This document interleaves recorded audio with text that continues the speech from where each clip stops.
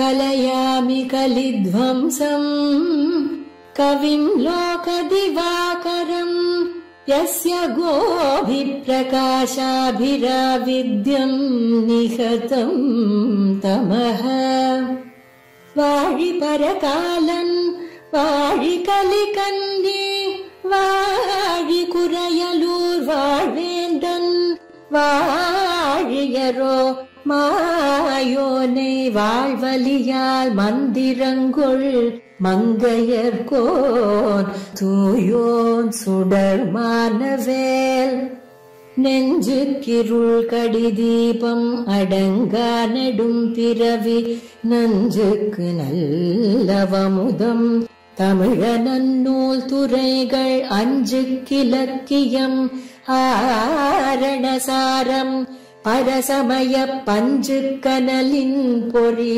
பரகாலன் பனுவல்களே எங்கள் கதியே இராமானுசமுனியே சங்கை கெடுத்தாண்ட தவராசா பொங்கு புகழ் மங்கையர் கோனீந்த மறையாயிரமனைத்தும் தங்கு மனம் நீ எனக்கு தா.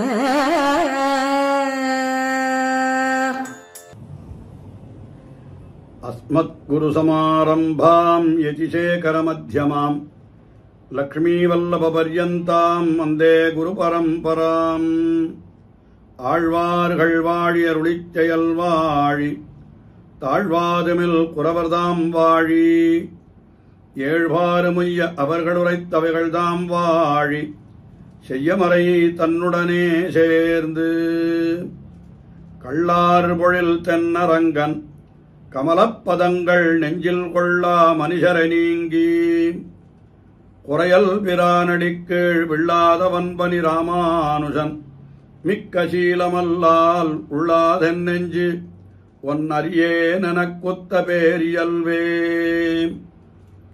யாயாவிருத்திர் மனசி மம சாஜாயதாம் சம்ஸ்மிருதிஸ்தே யோயோ ஜல்பஸ்ஸபவது விபோ நாம சங்கீர்த்தனம் தே யாயா சேஷ்டா வபுஷி பகவன் சாபவேத் வந்தனம் தே சர்வம் பூயாத் வரவர முனே சம்யகாராதனம் தே.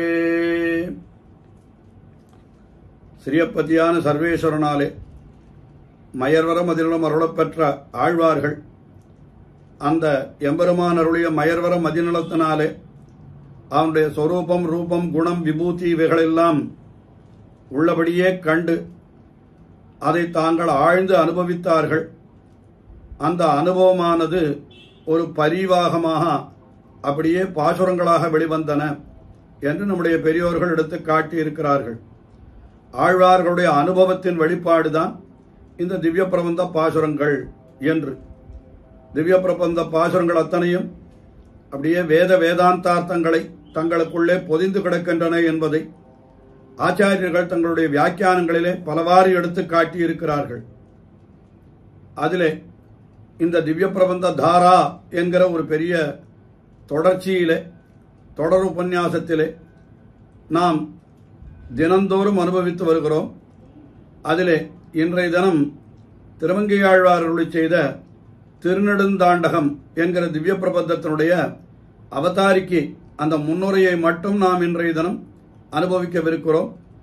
இப்படிப்பட்ட பாக்கியத்தை நமக்கு ஏற்படுத்தி கொடுத்திருக்கிற ஸ்ரீமத் பரஹம்ச இத்தியாதிப்படி எழுந்தருளியிருக்கின்ற யதுகிரி யதிராஜ நாராயண ராமானுஜ ஜீயர் சுவாமி அவருடைய திருவடி தாமரைகளிலே அடியேன் சாஷ்டாங்க பிரணாமம் செய்து அவருடைய அனுகிரகத்தின்படியே ஒரு சில வார்த்தைகளை விண்ணப்பிக்கிறேன். திருமங்கையாழ்வார் அருளி செய்த திவ்ய பிரபந்தங்கள் மொத்தம் 6 திவ்ய பிரபந்தங்கள். 6 திவ்ய பிரபந்தங்கள் என்று சொல்லுகிற பொழுது அதனுடைய வரிசை கிரமம் என்ன என்பதிலேயே கூட 2 விதமான கருத்துகள் சொல்லப்படுகின்றன. திருமங்கையாழ்வார் அருளி செய்த திவ்ய பிரபந்தங்கள் 6 இருக்கிறபடியினாலே அது நம்மாழ்வார் அருளி செய்த 4 திவ்ய பிரபந்தங்களுக்கும் அங்கங்களாக இருக்கின்றன என்பதை மணவாள மாமுனிகள் தம்முடைய உபதேசரத்ன மாலையிலே ஸ்பஷ்டமாகவே காட்டியிருக்கிறார். மாறன் பணித்த தமிழ் மறைக்கு ஆரங்கம் கூற அவதரித்த மங்கையர்கோன் என்று தெரிவிக்கிறார். வேதங்கள் 4, ரிக், யஜு, சாம, அதர்வ வேதங்கள். அதுபோல நம்மாழ்வாருடைய ஒவ்வொரு திவ்ய பிரபந்தம், அதாவது திருவிருத்தம் என்கிறது ரிக்வேதசாரம், திருவாசிரியம் என்கிறது யஜுர்வேதசாரம், பெரிய திருவந்தாதி என்பது அதர்வ வேதசாரம், திருவாய்மொழி என்கிறது சாமவேதசாரம் என்று இப்படித்தான் காட்டியிருக்கிறார்கள். அந்த 4 வேதங்களுக்கு சீக்ஷா, வியாக்கரணம், சந்தஸ், ஜோதிஷம் என்று அங்கங்கள் 6 இருக்கிறா போல இவரும் 6 திவ்ய பிரபந்தங்களை அருளி செய்திருக்கிறார். ஓரளவில் நம்மாழ்வாருடைய திவ்ய பிரபந்தங்களுக்கு அங்கங்களாக திருமங்கை ஆழ்வார் அருளி செய்திருக்கிறார் என்கிறது ஒரு தனியான விஷயம். அது அந்த அளவிலே தான் நாம் பார்க்க வேண்டுமே தவிர இதில் சீக்ஷையாக அமைந்தது எது, ஜோதிஷமாக எது அமைந்தது எது, வியாக்கரணம் எது, சந்தஸ் எதுன்னு அப்படி நாம் ஆராய்ச்சி பண்ணக்கூடாது. ஆக நம்மாழ்வாருடைய திவ்ய பிரபந்தங்கள் 4, திருமங்கை ஆழ்வாருடைய திவ்ய பிரபந்தங்கள் 6, வேதங்கள் 4, அங்கங்கள் 6 என்கிற கணக்கில் இப்படி பெரியோர்கள் காட்டியிருக்கிறார்கள் என்று நாம் அனுபவிக்கலாம். அப்படி திருமங்கை ஆழ்வார் அருளி செய்த 6 திவ்ய பிரபந்தங்கள், அந்த 6 திவ்ய பிரபந்தங்களுடைய வரிசை கிரமம் என்ன என்பதை சொல்லுகிற பொழுது நமக்கு நேரே பார்த்தால் 4000 திவ்ய பிரபந்தத்திலே 2வது 1000 என்று சொல்லப்படுகின்ற அந்த 1000 பெரிய திருமொழி, திருக்குறுந்தாண்டகம், திருநெடுந்தாண்டகம் என்கிற 3 திவ்ய பிரபந்தங்கள் அடங்கி இருக்கின்றன. 3வது 1000 என்று சொல்லப்படுகின்ற இயற்பா 1000, அந்த 1000 10 திவ்ய பிரபந்தங்கள் அமைந்திருந்தாலும் கடைசியாக இருக்கக்கூடிய 3 திவ்ய பிரபந்தங்கள், அதாவது திருவழுக்கூத்திருக்கை, சிறிய திருமடல், பெரிய திருமடல் என்கிற 3 திவ்ய பிரபந்தங்கள் அது திருமங்கை ஆழ்வாராலே அருளி செய்யப்பட்டது என்று இப்படி நாம் பார்க்கிறோம். இதில் எனக்கு என்ன தோணும் நமக்கெல்லாம், அப்போ அவர் அந்த வரிசை கிரமம் கூட பெரிய திருமொழி, திருக்குறுந்தாண்டம், திருநெடுந்தாண்டகம், திருவழுக்கூத்திருக்கை, சிறிய திருமடல், பெரிய திருமடல் என்று இப்படித்தான் நமக்கு வரிசை கிரமம் தோன்றும். ஆனால் நம்முடைய ஆச்சாரியர்கள் இந்த வரிசை கிரமத்தை காட்டவில்லை. பெரியவாச்சான் பிள்ளை இந்த வரிசை கிரமத்தை காட்டவில்லை. திருமங்கை ஆழ்வார் அருளி செய்த திவ்ய பிரபந்தங்களிலே சரமமாக, அதாவது கடைசியாக அருளி செய்த திவ்ய பிரபந்தம் திருநெடுந்தாண்டகம் என்று காட்டியிருக்கிறார்கள்.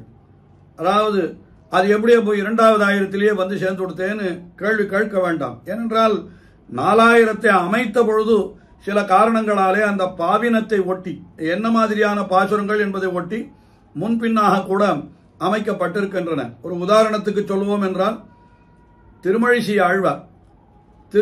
ஆழ்வார் 2 திவ்ய பிரபந்தங்களை அருளி செய்தார். ஒன்று நான்முகன் திருவந்தாதி, அதற்கு அடுத்தபடியாக அவர் அருளி செய்த திவ்ய பிரபந்தம் தான் திருச்சந்த விருத்தம் என்கிற திவ்ய பிரபந்தம். ஆனால் நம்முடைய 4000 திவ்ய பிரபந்த கிரமத்திலே பார்ப்போமானால்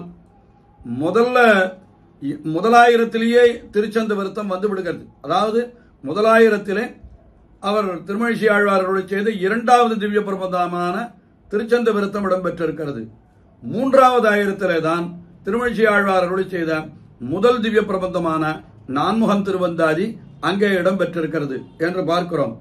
ஆயினால அது 1000 இருக்கு, 2வது 1000 இருக்கு, 3வது 1000 இருக்கிறது என்கிற காரணத்தினாலே அவை அந்த எண்ணிக்கை பிரகாரம் அப்படி இடம்பெற்றிருக்கின்றன என்று நாம் கொள்ளக்கூடாது.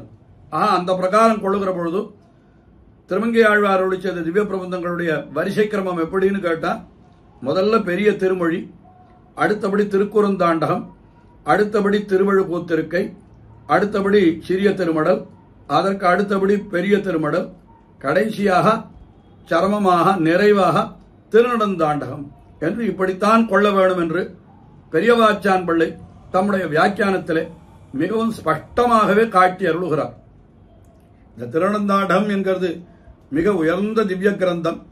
இதுல சொல்லப்படாத சாஸ்திரார்த்தங்களே கிடையாது. நம்முடைய விசிஷ்டாத்வைத சித்தாந்தத்தினுடைய அர்த்தங்கள் பலவும் இந்த 30 பாசுரங்களை கொண்ட திருநெடுந்தாண்டகத்திலே சொல்லப்பட்டிருக்கிறது.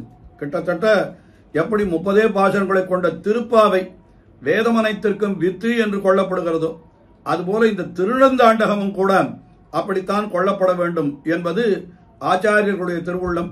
விசேஷித்து பராசர பட்டர் அவருடைய திருவுள்ளம் அப்படித்தான் அமைந்திருந்தது என்று பெரியோர்கள் அடிக்கடி எடுத்து சொல்லுவார்கள். முக்கியமாக அது ஒரு சரித்திரம் சொல்லப்படுகிறது. அதாவது பராசர பட்டர் காலத்திலே வேதாந்தி என்ற பெயரிலே மிக பிரசித்தராக ஒரு வியக்தி எழுந்தருளியிருந்தார். அவர் திருநாராயணபுரத்திலே அவதரித்தவர். மேல்கோட்டை திருநாராயணபுரத்திலே அவதரித்தவர். அவருக்கு வேதாந்தி என்று திருநாமம். முதலிலே அப்படித்தான் திருநாமம் இருந்தது. பிற்காலத்திலே அவர்தான் நஞ்சியர் என்று அழைக்கப்பட்டார் என்கிறது முதலிலேயே சொல்லிவிடுகிறேன். அந்த வேதாந்தி அவர் நல்ல சாஸ்திரங்களை எல்லாம் கசடர கற்று யாருமே ஜெயிக்க முடியாத அளவுக்கு அவ்வளவு திறமை பெற்றிருந்தார் இந்த வேதாந்தி என்பவர். ஸ்ரீ ராமானுஜர் தாம் திருநாடு அலங்கரிக்கிற பொழுது அவர் இந்த வேதாந்தியை பற்றி அறிந்திருக்கிறார். அதனால பராசர பட்டரை அழைத்து, மேல்நாட்டிலே வேதாந்தி என்று ஒருத்தர் இருக்கிறார், அவரை திருத்தி பணி கொண்டு நம்முடைய சம்பிரதாயத்திற்கு ஆக்க வேண்டியது உம்முடைய பொறுப்பு என்று பராசர பட்டரிடத்திலே தெரிவித்துவிட்டு அவர் திருநாட்டுக்கு எழுந்துள்ளிவிட்டார் எம்பெருமானார். அப்பொழுது அந்த வேதாந்தி அவர் நிறைய வித்வான்களோடு விவாதம் பண்ணி வித்வான்களை எல்லாம் ஜெயித்து கொண்டிருக்கிறார். ஒரு வருடத்துல கூட அந்த வேதாந்தி நஞ்சியர் அவர் தோக்கவே இல்லை. அப்படி இருக்கிற பொழுது பராசர பட்டரை பற்றியும் நிறைய கேள்விப்படுகிறார். அதாவது இந்த வேதாந்தி பராசர பட்டர் என்கிறவர் சிறந்த ஒரு வித்வான் என்று அவரை பற்றி இவரும் கேள்விப்பட்டிருக்கார். அதனால இங்கிருந்து ஸ்ரீரங்கத்திலிருந்து மேல்நாட்டிற்கு சென்ற ஒரு வித்வானிடத்துல ஸ்ரீரங்கத்தில் பராசர பட்டர் என்று ஒருத்தர் இருக்கிறாராமே, அவருக்கு என்ன தெரியும், எவ்வளவு தெரியும், நிறைய படித்திருப்பாரோ என்றெல்லாம் கூட அவரை பற்றி இவர் விசாரித்திருக்கிறார். இந்த வேதாந்தி என்பவர் அதை அவர் சொன்னார். அந்த யார் அந்த வேதாந்தியை சந்தித்தாரோ அந்த ஸ்ரீ வைஷ்ணவர் பராசர பட்டரிடத்திலே சொன்னாராம்.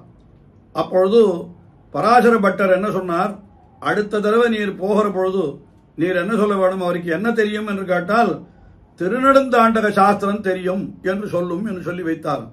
அவ்வளவு திருநெடுந்தாண்டகம்னா அவ்வளவு பெரிய விஷயம் அது. அதனால அதே மாதிரி அவர் சொன்ன அடுத்த இவரே அவரிடத்துல வாதம் செய்ய வேண்டும் என்று பராசர பட்டர் அவரே மேல்நாட்டிற்கு எழுந்தொழுகிறார். இவருக்கும் அவருக்கும் வாதம் ஆரம்பிக்கிற பொழுது உமக்கு என்ன தெரியும் என்று கேட்ட உடனே திருநெடுந்தாண்டகம் தெரியும் என்று சொன்ன உடனே அவரோ நீர் என்று கேட்டாராம். ஓஹோ, நான் முன்னமே உம்மை பற்றி கேள்விப்பட்டிருக்கிறேனே, அவர்தானா நீர் என்று நஞ்சியர் கேட்டார். அதற்கு பிறகு திருநெடுந்தாண்டகத்திலே சொல்லப்பட்ட பல விஷயங்களை கொண்டு அந்த வேதாந்திக்கும் பட்டருக்கும் விவாதம் நடந்தது. அந்த விவாதத்திலே முடிவிலே பட்டர் ஜெயித்து விட்டார். உடனே வேதாந்தி அவர் என்ன பண்ணினார், தம்முடைய அந்த மதத்தை துறந்து, அவர் அத்வைத்தி பண்டிதராக இருந்திருக்க வேண்டும், அவர் அதை துறந்து அவர் விசிஷ்டாத்வைத்தி ஆகி துறவு பூண்டு அவர் என்ன பண்ணினார், அங்கேருந்து சந்நியாசத்தை வாங்கி கொண்டு பட்டருடைய திருவடிகளிலே சேர்ந்தார். அப்பொழுதுதான் வாரும் நம்முடைய சீயரே என்று அணைத்துக் கொண்டாராம் பட்டர்.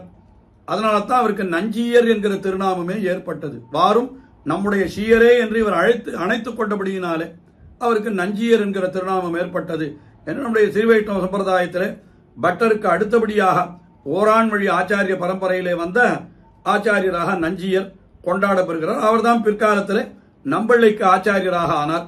அந்த நஞ்சியரை ஜெயித்தது எப்படி என்னால் இந்த திருநெடுந்தாண்டகத்தை கொண்டு என்று பெரியோர்கள் காட்டியிருக்கிறார்கள். இதெல்லாம் உபதேசரத்னமாலை பாசுரத்தில் அந்த வியாக்கியானத்தில் காட்டப்பட்டிருக்கிறது. நம்பெருமாள் நம்மாழ்வார் நஞ்சியர் நம்பிள்ளை என்பர் அவரவர்தம் ஏற்றத்தால் என்று ஒவ்வொருத்தருக்கும் திருநாமம் சிறப்பாக அமைந்ததுக்கு இதெல்லாம் காரணம்னு சொல்ற பொழுது இந்த நஞ்சியர் என்கிற திருநாமம் ஏற்பட்டதற்கு இப்படிப்பட்ட காரணங்கள் உண்டு, சரித்திரங்கள் உண்டு என்று அது சரித்திரத்திலேயும் சொல்லப்பட்டிருக்கிறது. பெரியோர்களும் இன்னும் விரிவாக எடுத்து காட்டியிருக்கிறார்கள்.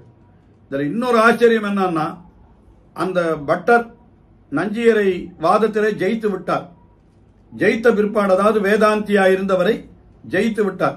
ஜெயித்த பிற்பாடு திருவரங்கம் பெரிய கோவிலுக்கு எழுந்தொழுகிறார்.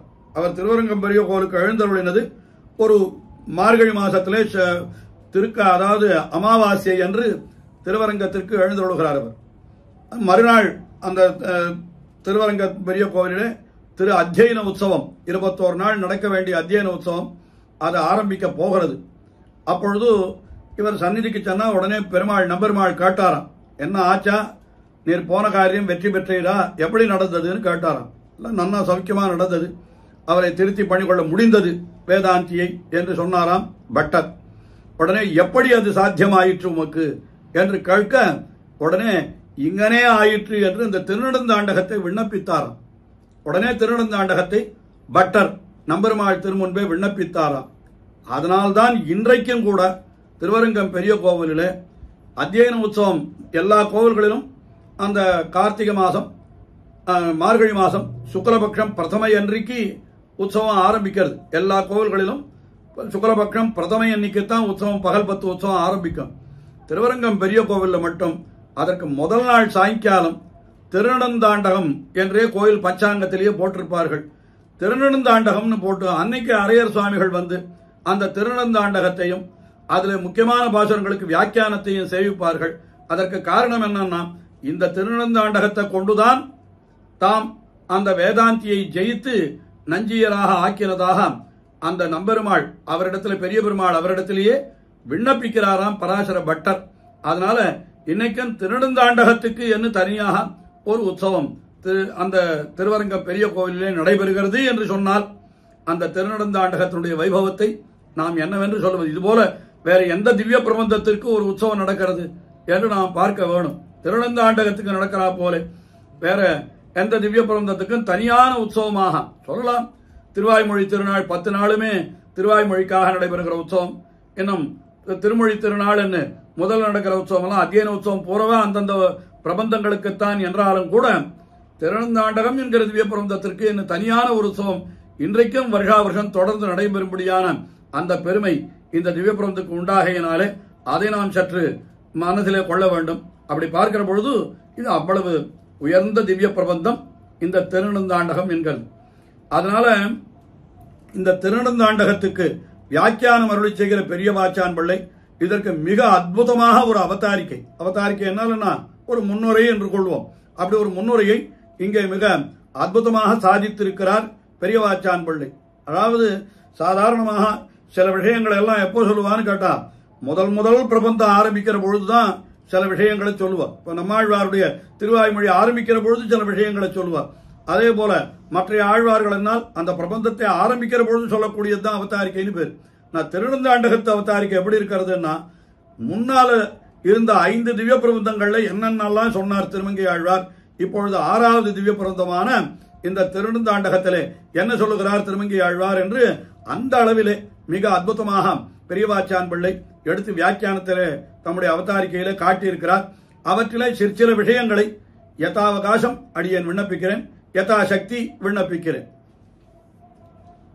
திருமங்கை ஆழ்வாரை பற்றி சொல்லுகிற பொழுது என்ன சொல்லுகிறார் என்னால், இந்த திருமங்கை ஆழ்வார் ஆழ்வாராக ஆவதற்கு முன்னாலே என்ன அர்த்தம், எம்பெருமான் இவருக்கு மயரோர மதிலம் அருளுவதற்கு முன்னாலே அவர் எப்படி இருந்தார் என்றால் அழகான பக்தி சாதிக்கிறார்.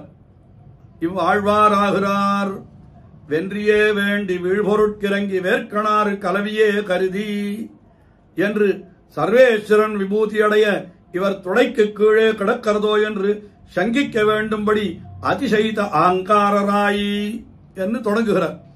அதாவது திருமங்கை ஆழ்வார் முன்னால எப்படி இருந்தார், வென்றியே வேண்டி வீழ்பொருட்கிறங்கி, வென்றியை ஜெயிக்கணும், அதான் ஒரே காரியம் இவருக்கு. எல்லா காரியத்திலும் தானே ஜெயிக்கணும்.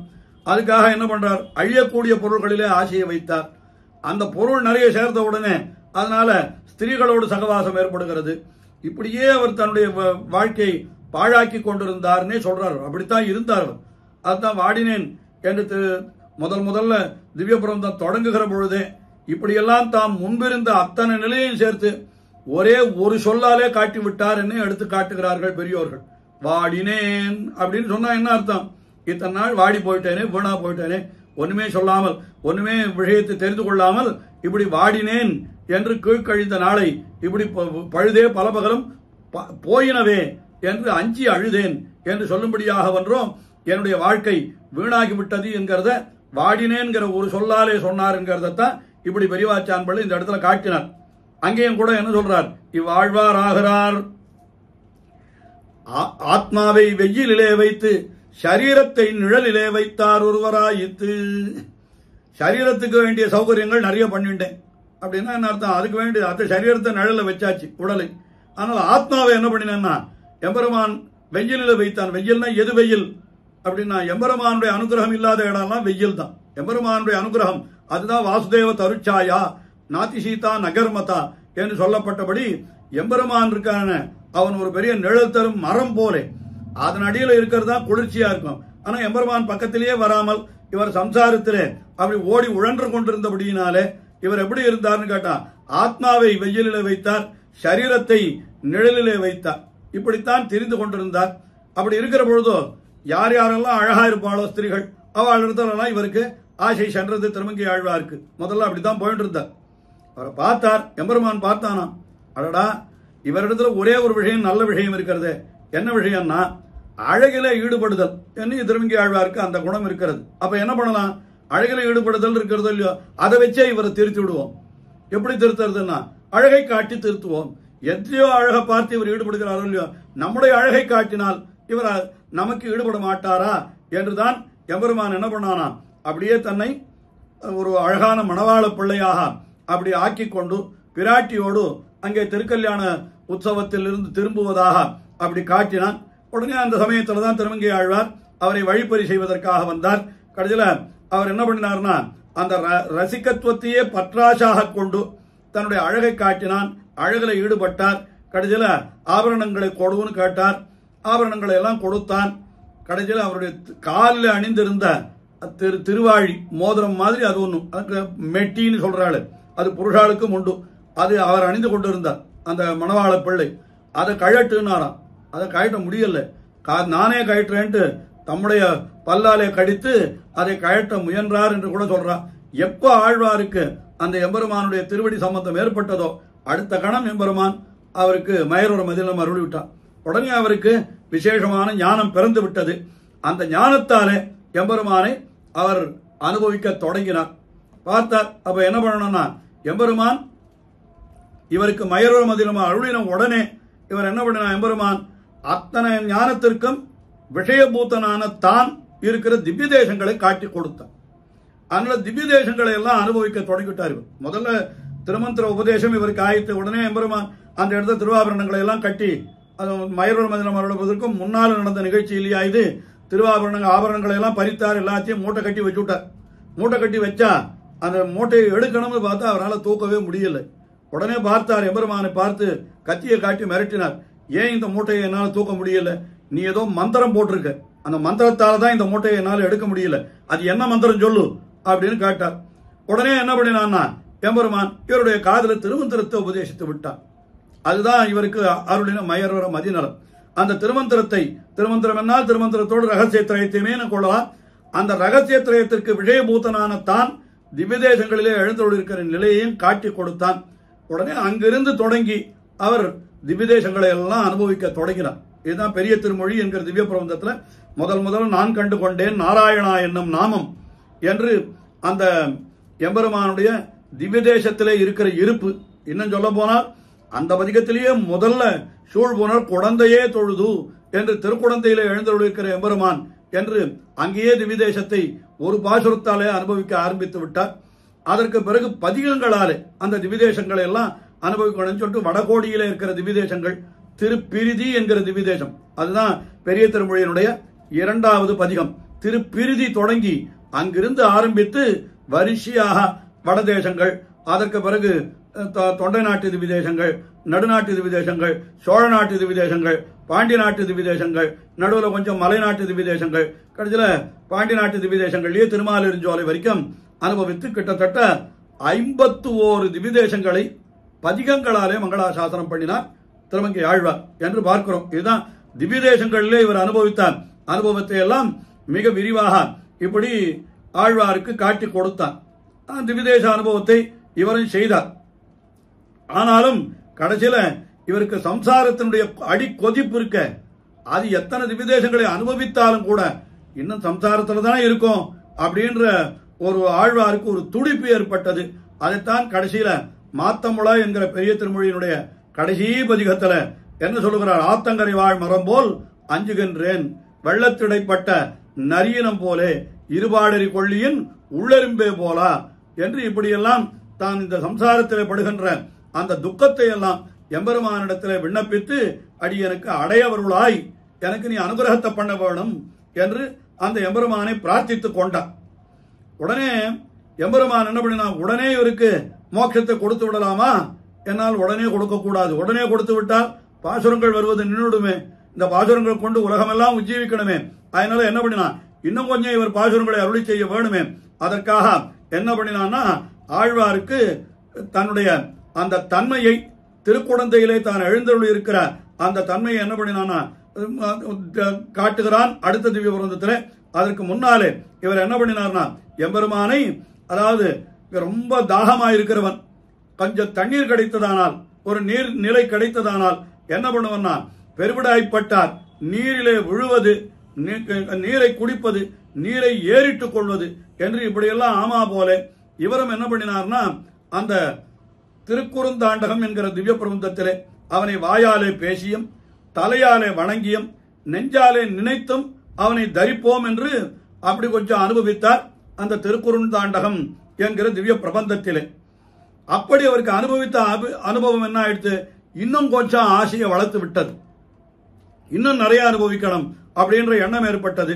உடனே என்ன ஆச்சுன்னா, திருவழுக்கூத்திருக்கை என்கிற திவ்ய பிரபந்தத்தில் போய் எம்பெருமானை பற்றி அவனுடைய அந்த அற்புதமான திவ்ய பிரபந்தம், அது ரதபந்தத்திலே அமைந்திருக்கிற ஒரு சித்திர கவி அது. அதுல அந்த எம்பெருமானை அனுபவித்தார் திருவழுக்கூத்திருக்கையில. அந்த நின் அடியினை படிமன் வருமிடர் அகலமாற்றோ வினையே என்று, என்னுடைய அந்த ஆசையை நிறைவேற்ற வேணும், என்னுடைய பாபங்களை எல்லாம் போக்கியருள வேணும், அதற்காக உன்னுடைய திருவடிகளை நான் பத்துகிறேன் என்று வருமிடர் அகலமாற்று, என்னுடைய அந்த இடரை போக்கி நீ என்னை திருவுள்ளம் பத்தி அருள வேணும் என்று இவர் அந்த எம்பெருமானையே சரணம் புக்கார். ஆனா சரணம் புக்க பொழுதும் எம்பெருமான் உடனே அவருக்கு அனுகிரகம் பண்ணிட்டானான்னு கேட்டா, இன்னும் அவருக்கு அனுகிரகம் பண்ணல. அதனால திருமங்கை ஆழ்வாருக்கு கொஞ்சம் என்ன ஆயிடுச்சு, இவ்வளவு தூரம் நம்ம கேட்கிறோம், ஆனால் இன்னும் எம்பெருமான் நமக்கு அனுகிரகம் பண்ணலையேன்றதுனால கொஞ்சம் ஆழ்வாருக்கு என்ன ஆயிடுது, கோபமே வந்து விட்டது. அது எப்படி போலன்னா சொல்றார், அழகா வியாக்கியானத்தில் எடுத்து சொல்றார். சக்கரவர்த்தி திருமகன் அங்கேருந்து வந்தான், சீதா பிராட்டி எங்க இருக்கான்னு தெரிஞ்சு போயிடுத்து, இன்னும் அவளை போய் மீட்கணும் என்பதற்காக பெரிய வானர சைன்யத்தை எல்லாம் திரட்டி கொண்டு வந்தான். கிஷ்கிந்தையிலிருந்து புறப்பட்டான். கடைசியில அந்த தமிழகத்தினுடைய தெற்கு கோடியில அந்த கடற்கரையில வந்து சேர்ந்து விட்டான். திருப்புல்லணை என்று சொல்றாளே அந்த இடத்துக்கு வரைக்கும் வந்து சேர்ந்து விட்டான். திருப்புல்லாணி வரைக்கும் வந்து சேர்ந்து விட்டான். எதிரில் பார்த்தா பெரிய சமுத்திரம். ஐயோ அப்புறமேயோ மகோததி, இவ்வளவு பெருசா இருக்கு, இந்த கடலை எப்படி தாண்டறது, என்ன பண்றதுன்னு யோஜனை பண்ணிட்டு நிற்கிறான். ஏனென்றால் மனுஷ பாவனையிலே இருக்கிறபடினாலே தானே கடலை தாண்டி விட முடியாது இல்லையா. அதனால அதுக்கு என்ன வழி என்று ஆராய்ந்து கொண்டு அங்கேயே கடக்கிறான் எம்பெருமான். யோஜனை பண்ணிட்டு அங்கே வீற்றிருக்கிறான். அப்பொழுதுதான் ஆகாசத்திலே விபீஷணன் வருகிறான். அதாவது ராவணனாலே கைவிடப்பட்ட விபீஷணன் வந்து சரணாகதி பண்ணுகிறான். உடனே விபீஷணனை ஏற்றுக்கொள்ளலாமா வேண்டாமா என்று ஒரு பெரிய விசாரம் நடைபெற்றது. அந்த விசாரத்தில் இந்த கடலை கடப்பது எப்படின்ற விஷயம் மறந்து போயிடுது. அப்போ அந்த விசாரங்கள் எல்லாம் நடந்தது. கடைசியில் விபீஷணனை ஏற்றுக்கொள்வது என்று சக்கரவர்த்தி திருமகன் திருவுள்ளம் பற்றி விட்டான். கடைசியில் விபீஷணனை ஏற்றுக்கொள்ளவும் ஆகிவிட்டது. எல்லாம் முடிஞ்சு போன பிற்பாடு திரும்பி பழைய விசாரம் வந்தது. அடடா சமுத்திரத்தை தாண்டனமே, இதற்கு என்ன வழி அப்படின்னா, உடனே சக்கரவர்த்தி திருமகன் என்ன பண்ணினா, வா என்ன வழி என்கிறத நாம யோஜனை பண்ணினோம், நமக்கு ஒரு வழியும் தெரியல, இப்ப வந்திருக்கான விபீஷணன் அவனை கேளுங்கன்னு சொல்ற, என்ன வழின்றத அவன் சொல்லட்டும் அப்படின்னு சொல்ற. உடனே விபீஷணன் போய் கேட்டால் விபீஷணன் என்ன பண்ணினா, சமுத்திரம் ராகவோ ராஜா சரணங்கந்தும் அர்ஹதி. சமுத்திரராஜனை குறித்து நம்முடைய சக்கரவர்த்தி திருமகன் சரணாகதி பண்ண வேண்டியது, சரணாகதி பண்ணினால் அவர் வழிவிடுவர் என்கிறது போல இப்படி ஒரு வார்த்தையை சொல்லிவிட்டான். யாரை பார்த்து யார் என்ன வார்த்தை சொல்லுவது? சக்கரவர்த்தி திருமகன் உலகுக்கெல்லாம் அதிபதி, அவனுக்கு கீழ்பட்ட ஒரு தேவதையான சமுத்திரராஜனத்துல போய் சரணாகதி பண்ணணும்னு சொன்னானே விபீஷணன், என்ன காரணம் என்று பார்த்தா, இவர் கொஞ்ச நாள் முன்னாடி கூட ராமபிரானை பத்தி சொல்லுகிற பொழுது என்ன சொல்றான், நிவேதயத மாங்கிப்ரம் விபீஷணம் உபஸ்திதம் சர்வலோக சரண்யாய ராகவாய மகாத்மனே என்று, சர்வலோக சரண்யர் என்று ராமபிரானை, உலகுக்கெல்லாம் அடைக்கலமாய் இருக்கக்கூடியவர், உலகம் அனைத்தும் இவரிடத்துலதான் சரணாகதி பண்றது, அப்படிப்பட்ட ராமபிரான் இடத்துல போய் விபீஷணன் வந்திருக்கிறேன் என்று தெரிவியுங்கள் என்றுதான் சொன்னான். அப்படிப்பட்ட சர்வலோக சரண்யனான ராமபிரான போய் சமுத்திரம் ராகவோ ராஜா சரணங்கந்தும் அர்ஹதி என்று இப்படி சொன்னானே என்று இது ஒரு பெரிய விசாரம் ஆயிடுச்சு. என்ன சமுத்திரராஜனை போய் சரணாகதி பண்ணணும் எதற்காக சொன்னார் என்று கேட்டால், உடனே ஆச்சாரியர்கள் ரொம்ப ரசமா அர்த்தம் காட்டினார். என்னன்னா, அவனுக்கு அது கை கண்ட மருந்தாகையாலே, அவன் சரணாகதி பண்ணினா உடனே அவனுக்கு நல்லது நடந்தது. அப்போ எந்த காரியத்துக்கும் சரணாகதி தான் மருந்துன்னு வச்சுட்டான். அவன் எருது கெடுத்தார்க்கும் ஏழை கடுக்காய் என்று அரும்பதத்துல ஏதோ ஒரு பாட்டை கூட எழுதி வச்சிருக்காள். எதானாலும் 7 கடுக்காய் சாப்பிட்டா சரியா போயிடும். எருது கட்டு போச்சா 7 கடுக்காய் சாப்பிடு, ஈனா பெண்டு இருக்கும் 7 கடுக்காயின் கதையெல்லாம் சொல்லுவார். ஆக எதற்கு சொல்ல வந்தேன், அவனுக்கு அது கை கண்ட மருந்து, சரணாகதி பண்ணினான், அவனுக்கு வேண்டியது கிடைத்தது. அதனால யாருக்கு எது வேணுமோ எல்லாரும் சரணாகதி தான் பண்ணணும்னு அபிப்பிராயப்பட்டு விபீஷணன் என்ன பண்ணினான், ராமபிரானை போய் சமுத்திரராஜனிடத்துல சரணாகதி பண்ண சொல்லு அப்படின்னு சொல்லிட்டான். உடனே இவரும் என்ன பண்ணினார், விபீஷணன் சொல்லிட்டான், இனிமே அது மீறக்கூடாது. இவரம் போனார், கிழக்கு நோக்கி அவர் படுத்துக்கொண்டார். என்ன பண்ண, தர்பசைனத்திலே படுத்துக்கொண்டு 3 நாள் உபவாசம் இருந்து சரணாகதி பண்றதுக்கு வேண்டிய அவருக்கு வேண்டிய அவருக்கு உண்டான அனுஷ்டானங்கள், அந்த அனுஷ்டானங்கள் எல்லாம் அனுஷ்டித்து அவர் அப்படி சரணாகதி பண்ண தொடங்கினார். 3 நாள் ஆச்சு. 3 நாள் ஆயும் சமுத்திரராஜன் வரவே இல்லை. வரவே இல்லைன்னு உடனே சக்கரவர்த்தி திருமனுக்கு கோபம் வந்துடுச்சு. என்ன பண்ணினார், கொண்டு வா தக்கானை சாபமான சௌமித்ரே சராம்ச ஆசி விஷோபமானு சாகரம் சோஷயிஷ்யாமி பத்யாம் யாந்து பிளவங்கமாக என்று என்ன சொல்ல ஆரம்பித்தார். லக்ஷ்மணா, வெள்ளையும் அம்பையும் கொண்டு வா, நல்ல கூறிய அம்புகள், ஆசி விஷோபமான அம்புகள், அத்தை கொண்டு வா, இந்த சமுத்திரராஜனை வற்ற அடித்து விடுகிறேன், எல்லாரும் நடந்தே செல்லட்டும் என்று சமுத்திரராஜன் மேல கோபித்துக் கொண்டு அப்படி பானங்களை விட தொடங்கி விட்டார் சக்கரவர்த்தி திருமகன் என்றது வால்மீகி ராமாயணத்தில் பார்க்கிறோம். அது போலத்தான் என்ன பண்ணினானா, இத்தனை நாள் எம்பெருமான் இடத்துல அவனுடைய திவ்யதேசங்களை எல்லாம் அனுபவித்தார். உடனே அவனை அடைய வேண்டும் என்கிற தம்முடைய அந்த பாரிப்பை மாத்தமுள என்கிற பெரிய திருமொழியினுடைய கடைசி பதிகத்தில் வெளியிட்டார். அப்புறம் அந்த அனுபவம் வாயாலே பேசியும் தலையாலே வணங்கியும் அந்த எம்பெருமானை அனுபவித்து கொஞ்சம் தரித்தார் திருக்குறுந்தாண்டகத்திலே. அந்த அனுபவம் இன்னும் கொஞ்சம் அதிகமாய் உடனே எனக்கு அனுகிரகம் பண்ணி என்று வருமிடர் களமாற்றோவினையே நின் அடியணை பணிவன் என்று திருவள்ளுவத்திற்கையிலே பிரார்த்தித்துக் கொண்டு விட்டார். இப்பொழுது எம்பெருமான் வரலன்னு உடனே கோபம் வந்து என்ன பண்ண ஆரம்பிச்சாராம், இவர் மடலெடுத்தல் என்கிற காரியத்தை பண்ணினார். எப்படி சக்கரவர்த்தி திருமகன் வில்லை எடுத்து கடலை அழித்து விடுவேன் என்று சொன்னானோ அதுபோல நான் மடலெடுத்து உன்னுடைய வைபவத்தை எல்லாம் அழித்து விடுவேன் என்று சொல்லி அதற்காக என்ன பண்ணினார்னா 2 திவ்ய பிரபந்தங்கள், சிறிய திருமடல் பெரிய திருமடல் என்று 2 திவ்ய பிரபந்தங்களை அருளி செய்ய தொடங்கினார். அது முதல்ல சிறிய திருமடல்ல அது மடல் எடுக்கிறதுன்னு என்னன்றத பத்தி எல்லாம் பின்னாலே திருமடலை அனுபவிக்கிற பொழுது விரிவாகவே நாம் அனுபவிப்போம். அதாவது நம்முடைய காரியம் நிறைவேறவில்லை என்றால் அவனிடத்தில் அவனை பயமுறுத்துதல், எனக்கு அனுகிரகம் பண்றியா இல்ல உன்னுடைய அபச்சரித்திரங்கள் உன்னுடைய நீ பண்ணி இருக்கிற விஷயங்களை எல்லாம் வெளியில சொல்லிவிட்டுமா, என்ன உன்னை மிரட்டினா பயந்து ஓடி வந்துடுவனோ இல்லையோ. ஆஹா, சிறிய திருமடலிலே அவனுடைய விபவாவதார சௌலபியத்தை அழிக்க பார்த்தார்.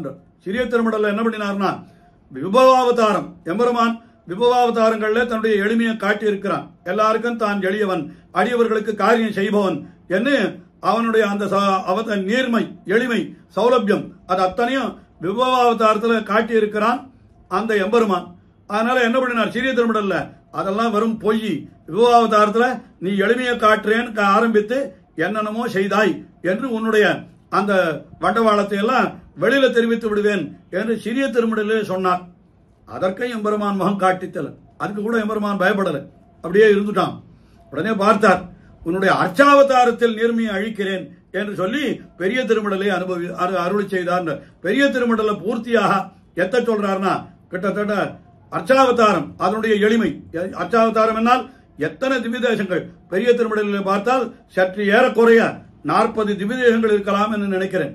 அத்தனை திவ்யதேசங்களை சொல்லி இதெல்லாம் எம்பெருமான் எழுந்தோடு இருக்கிறான், வெறுமை எளியவன் நீர்மை என்று எல்லாரும் சொல்றா, அப்படி எல்லாம் இல்லவே இல்லை, எனக்கு அவன் அனுகிரகமே பண்ணல அப்படின்னு சொல்லி அர்ச்சாவதாரத்தில் நீர்மை அத்தை அழிக்கிறேன் என்று இவர் என்ன பண்ணினாராம். அப்படி எம்பெருமானையே கொஞ்சம் பயமுறுத்த தொடங்கினார் இந்த பெரிய திருமடல் என்கிற திவ்ய பிரபந்தத்திலே என்றார். இந்த இடத்துல தான் பெரியவாச்சான் பிள்ளை மிக ரசமாக ஒரு விஷயத்தை தெரிவிக்கிறார். என்ன தெரிவிக்கிறார்னா, எம்பெருமானுக்கு எளிமை என்கிறது அர்ச்சாவதாரத்தில் தான் இருக்கிறது என்கிறது தான் திருமங்கை ஆழ்வாருடைய உறுதியான திருவுள்ளம். அவருடைய அதைத்தான் அவர் முக்கியமாக நினைத்திருக்கிறார். அதனால தான் திருமங்கை ஆழ்வாருக்கு அர்ச்சாவதாரத்தில் தான் மிகவும் ஈடுபாடு என்று இந்த இடத்துல, ஏன்னா அந்த அர்ச்சாவதாரத்தில் ஈடுபாடு உடையவர் என்பது காரணமாக மடல் எடுக்கிற வியாஜத்தாலே அர்ச்சாவதாரங்கள் அத்தனையும் அனுபவிக்கிறார்.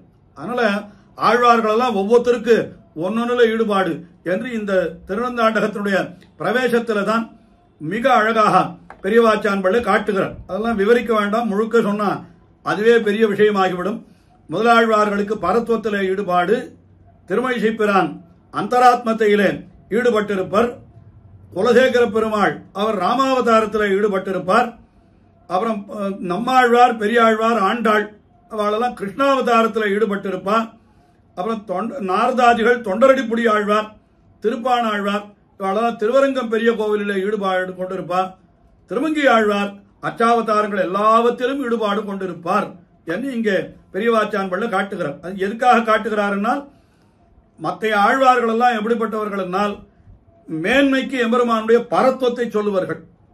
அதாவது பரமபதத்திலே எழுந்துள்ளிருக்கிற நிலை முதலான அவனுடைய பரத்துவ நிலையை மேன்மைக்கு சொல்லி, அவன் எளியவன் என்று சொல்ற பொழுது நம்மாழ்வார் கூட என்ன சொன்னார், பத்துடைய அடியவருக்கு எளியவன் என்று சொல்லி மற்றொரு கடைவண்ண கடவில் உறவுடைய ஆப்புண்டு என்று அந்த விபவாவதாரம் கண்ணனாய் எழுந்துள்ளிருந்த நிலை என்று அதையெல்லாம் சொல்லுகிறார்கள். மற்ற ஆழ்வார்கள் எல்லாரும் மேன்மைக்கு பரத்துவத்தை அனுபவிப்பார்கள், எளிமைக்கு அவதாரத்தை அனுபவிப்பார்கள். ஆனால் திருமங்கி ஆழ்வாருக்கு என்னன்னு கேட்டா, இவருக்கு பரத்துவ ஸ்தானத்தில் விபவம் என்றார். அதாவது மற்ற ஆழ்வார்கள் எந்த எம்பெருமானுடைய எந்த நிலையை எளிமைக்கு இருப்பிடமாக காட்டினார்களோ அந்த இடமே ஆழ்வாருக்கு மேன்மைக்கு காரணமாக ஆகிவிட்டது. விபவாவதாரமே மேன்மை என்று சொல்லிவிட்டார். அப்ப எளிமைக்கு இவர் அச்சாவதாரத்தை தான் பத்துவர் என்று இப்படியாக நம்முடைய ஆச்சாரியர்கள் மிக அற்புதமாக காட்டியிருக்கார். அச்சாவதாரத்தில் இவருக்கு ஈடுபாடுன்னா உண்மையா பார்த்தா அச்சாவதாரத்தினுடைய எளிமையை மிக அழகாக சொன்னவர் யார் என்று கேட்டால் நம்மாழ்வார் தான் என்று இப்படித்தான் நாம் சொல்லணும். நியாயமா பார்த்தா என்ன காரணம், நம்மாழ்வார் அதுக்கு ஒரு பதிகமே அருளி செய்தார். திருவாய்மொழியிலே செய்ய தாமரை கண்ணனாய் என்று தொடங்குகின்ற ஒரு திருவாய்மொழி 3ஆம் பத்திலே.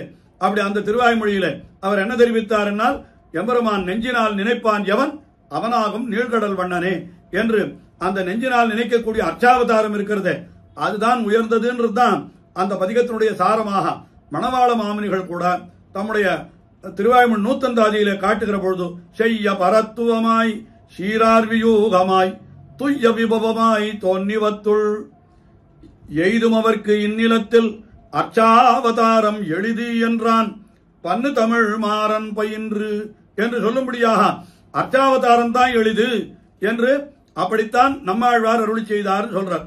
திருமங்கி ஆழ்வார் நேரடியா அப்படிப்பட்ட வார்த்தைகள் ஒன்றும் சொல்லவே இல்லை. அச்சாவதாரத்தில் ஈடுபாடுன்னு சொல்றாளே தவிர அவர் நேரடியா சொல்லல.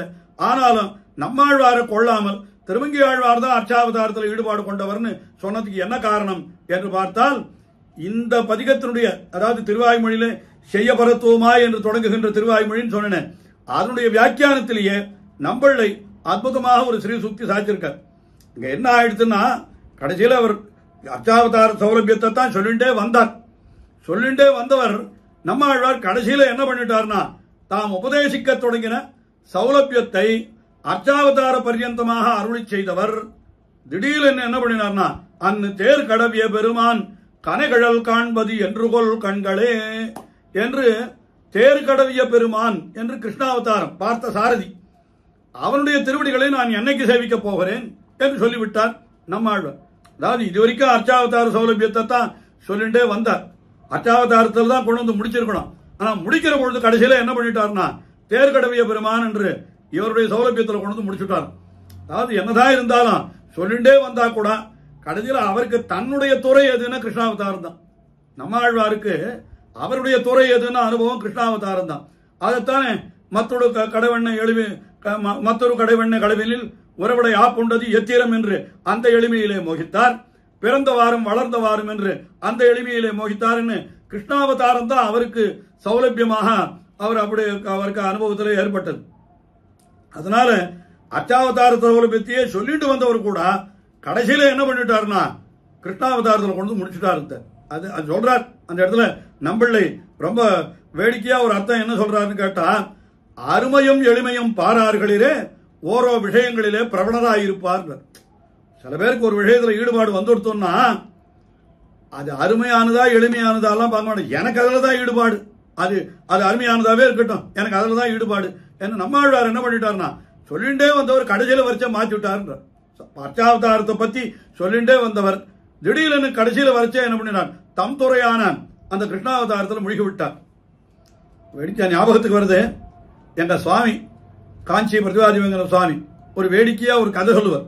இதெல்லாம் வேடிக்கை கதைகள், அது அவ்வளவு அவசியம் இல்லை. இருந்தாலும் இந்த இடத்துக்கு கொஞ்சம் பொருத்தமான கதை அது. பூஷணிக்காய் திருடன் ஒரு கதை சொல்லுவார். அதாவது யாரோ ஒருத்தர் என்ன பண்ணினார், தன்னுடைய ஒரு நண்பரோ பந்துவோ அவர் ஆத்துக்கு போறார். புதுசா ஒருத்தர் போறார். அவர் போனார். அங்க போனா அவர் ஆத்துல 2 நாள் 3 நாள் தங்கி இருந்துட்டு தம்முடைய ஊருக்கு வரணும்னு நினைச்சிட்டு இருக்கார். அதே அவர் ஆத்துக்கு போனா ஒரு நாள் பார்த்தா பழக்கடலை பார்த்தா நிறைய பூஷணிக்காய் காய்ச்சிருக்குது.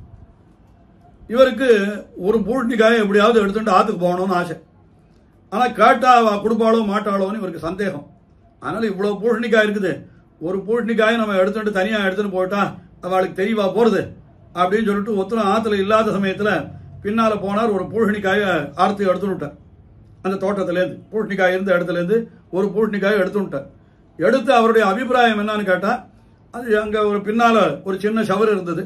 அந்த ஷவரை எகிரி குதிச்சா வீட்டினுடைய பின்பக்கம், அப்படி பின்பக்கமா வந்து இந்த பூஷணிக்காயை வேற எங்கேயான வச்சுட்டு கிரகத்திலேருந்து கிளம்பி போற பொழுது அந்த பூஷணிக்காயை எடுத்துன்னு தன்னுடைய ஊருக்கு போகணும் அப்படின்றது அவருடைய அபிப்பிராயம். பாவம், அந்த பூஷணிக்காயை களவு தான் பண்றாரு. அவர் தன்னுடைய பந்துவனுடைய கிரகத்திலேயே களவு பண்றாருன்னு வச்சுங்க. அந்த பூஷணிக்காயை எடுத்தார். அந்த பக்கத்துல ஒரு சின்ன ஷவர் இருந்தது, அந்த ஷவர் மேல வச்சார். வச்சுட்டு அந்த ஷவருடைய அந்த பக்கம் எகிரி குதிக்கணும். ஏன்னா பின்பக்கமாவே பட்டு போயிட்டு வேற எங்கேயான வச்சுடணும் பூஷணிக்காய, அதுக்காக எகிரி குதிச்சாராம். இவர் குதிக்கிற வேகத்துல என்ன ஆயிடுச்சுன்னா, அவர் அந்த பக்கம் குதிச்சுட்டார். இந்த பூஷணிக்காய் இந்த பக்கத்திலேயே விழுந்துடுத்து, கிரகத்தினுடைய உள்ளேயே விழுந்துடுத்து. அது விழுற பொழுது மேலேந்து விழுந்ததுனால டொம்னு விழுந்து பெரிய சத்தம் விழுந்துடுத்து. பூஷணிக்காய் உடஞ்சும் போடுத்து. உடனே எல்லாரும் என்னமோ பின்னால சத்தம் கேட்கறதுன்னு எல்லாரும் ஓடி வந்திருக்கா. ஓடி வந்து பார்த்தா பெரிய பூஷணிக்காய் ஒன்று வாயை பிளந்து இருக்கிறது. அங்க எல்லாம் யாருக்கு என்ன ஒண்ணுமே புரியல. எப்படி பூஷணிக்காய் தானே திடீர்னு வெடிக்குமா, இல்ல எப்படி இது மாதிரி ஆயிடுத்து ஒண்ணுமே புரியலையே அப்படின்னு எல்லாரும் திண்டாடிட்டு இருக்கா. இது இந்த பூஷணிக்காயை களவு பண்ண நினைச்சாரு இல்லையோ, அவர் என்ன பண்ணார், பின்பக்கமாக சுத்திண்டு திரும்பி வாசல் வழியா கிரகத்துக்குள்ளேயே வந்துட்டார்.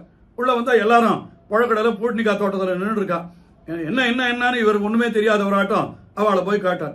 இல்ல திடீர்னு பார்த்தா டமால்னு ஒரு சத்தம் கேட்டது. வந்து பார்த்தா ஒரு பூஷணிக்காய் இங்க இப்படி உடைச்சு கிடக்கிறது.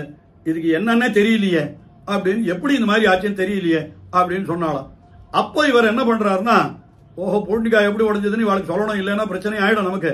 அதனால இவர் என்ன சொன்னார், கதை சொல்ற மாதிரி இவர் ஆரம்பிச்சார். இங்க ஒண்ணும் இல்லைன்னா, இந்த பூஷணிக்காய் திருடணும்னு யாரோ ஒரு திருடன் வந்திருப்பான். அவர் கதை சொல்றார். யாரோ இவர் என்ன பண்ணினாரோ வேற மாதிரி 3ஆம் மனுஷன் மாதிரி சொல்லிட்டே வர்றாரு. யாரோ ஒரு திருடன் வந்திருக்கான். திருடன் வந்து இந்த பூஷணிக்காயை அறுத்திருக்கான். அறுத்த அந்த செவர் மேல வச்சுட்டு அவன் அந்த பக்கம் குதிச்சிருக்கான். குதிக்கிற பொழுது பூஷணிக்காய் அந்த பக்கம் இந்த பக்கம் விழுந்து கொடுத்து அப்படின்னு சொன்னவர் அடுத்த நிமிஷம் என்ன சொல்லிட்டாரு தெரியுமா, இல்லையா, நான் அந்த பக்கம் குதிச்சுட்டேன்னு சொல்லிட்டாரு. 3ஆம் மனுஷன் மாதிரி இத்தனை நாள் சொல்லிட்டே வந்தவர் கடைசியில் என்ன சொன்ன, பூஷணிக்காய் எடுத்தான், செவர் மேல வச்சான், குதிக்கிற பொழுது பூஷணிக்காய் இந்த பக்கம் விழுந்தது, நான் அந்த பக்கம் விழுந்துட்டேன் அப்படின்னாராம். போச்சு, இவரே மாட்டிட்டு. அதாவது தன்னை அறியாமல் தன்னை வெளிப்படுத்திக் கொள்ளுதல் என்கிறது. இதுதான் பூஷணிக்காய் திருடன் பிடிபட்ட கதை என்று வேடிக்கையா சுவாமி எழுதியிருக்கார். என்னதான் மறைக்கணும்னு நினைச்சாலும் அவளுடைய சுபாவம் அவளை மறைக்க விடாது, அது வெளிப்பட்டு விடும். அது போல இங்க நம்மாழ்வாருக்காம், அவர் என்னதான் அர்ச்சாவதாரத்தை பேசினாலும் கூட அவர் ஈடுபட்ட துறை கிருஷ்ணாவதாரம் ஆகினால கடைசியில என்ன வந்துடுத்தோம்னா, அன்னு தேர்கடவிய பெருமான் கனைகள் காண்பது என்று கொள் கண்களே என்று அவருக்கு கிருஷ்ணாவதாரத்தினுடைய ஒரு அனுபவம் தான் வெளிப்பட்டது என்று அப்படி பார்க்கிற பொழுது நம்மாழ்வார் என்னதான் இருந்தாலும் கிருஷ்ணாவதாரத்தில் தான் ஈடுபட்டவர். ஆனால் திருமங்கி ஆழ்வார் அப்படி இல்லை, அவர் அர்ச்சாவதாரத்திலேயே ஈடுபட்டவர் என்கிறதுக்கு பல இடங்களிலே வியாக்கியானத்திலே பெரியவாச்சான் பள்ளி பல விஷயங்களை காட்டுறார். எங்க இங்க திருநந்தாண்டகத்திலேயே மேல வரப்போற ஒரு பாசுரம், அதுல என்ன சொல்றா, எம்பெருமான பத்தி பேர் பாடி தன் குழந்தை நகரும் பாடி பொத்தாமரைக்கயம் நீராட போனாள் அப்படின்னு அந்த திருமங்கை ஆழ்வார் பரகால நாயக்கி நிலையில இருக்கிற பொழுது அவளுடைய தன்மையை அவளுடைய தாயார் சொல்றதாக பாசுரம். அப்படி சொல்ற பொழுது என்ன பண்றாருன்னா, எம்பெருமானுடைய எளிமைக்கு அந்த திவ்ய தேசங்களை பேர் பாடி தன் குழந்தை நகரம் பாடி என்று அந்த திருப்பேர் நகரையும் திருக்குழந்தையும் அங்க சொல்லியிருக்காள் இல்லையோ, அந்த இடத்துல பெரியவாச்சான் பிள்ளை வியாக்கியானம் சாதிக்கிற பொழுது என்னவென்று சாதித்தார் என்னால், மற்றொரு கடவின் கடவின் உறவிடை ஆப்புண்டு என்ன அவதாரத்தை அனுசந்தித்திலே அவர்கள் மோகித்தது, இவள் அச்ச அவதாரத்திலே மோகிக்கிறது என்று. மற்றவாள்னா யாரு, மற்றொரு கடவெண்ணைன்னு சொன்னவர் யாரு, நம்மாழ்வார். நம்மாழ்வாரெல்லாம் அவதாரத்தை நினைத்து மோகித்தார். ஆனால் திருமங்கை ஆழ்வார் எப்படி மோகிப்பர்னு கேட்டார். அவர் மோகித்தது அர்ச்சாவதாரத்திலே என்று அங்க ஒரு அர்த்தம் காட்டினார். அதே போல இன்னொரு அனுபவம், ரொம்ப பெரிய அனுபவம், ஏற்கனவே அது அனுபவத்தில் வந்திருக்கும், அதனால சுருக்கமா தெரிவிக்கிறேன். நம்மாழ்வார் அவர் சின்ன பருவத்தில் இருக்கிற பொழுது யாரை நினைத்து எப்பொழுதும் இருப்பார்னு கேட்டா, அப்போ சொல்றா, திருத்தாயார் சொல்றா, ஐயோ இவளுக்கு இன்னும் முலையோ முழுமுத்தும் போந்தில, மொய்போம் குழல் கூறிய கலையோ அறையில்லை, நாவோ குழரும். அப்படிப்பட்ட பருவத்தில் இருக்கா. இன்னும் இவளுக்கு ஸ்தானம் கூட எவ்வளவு பருவம் இன்னும் முழுக்க வரல.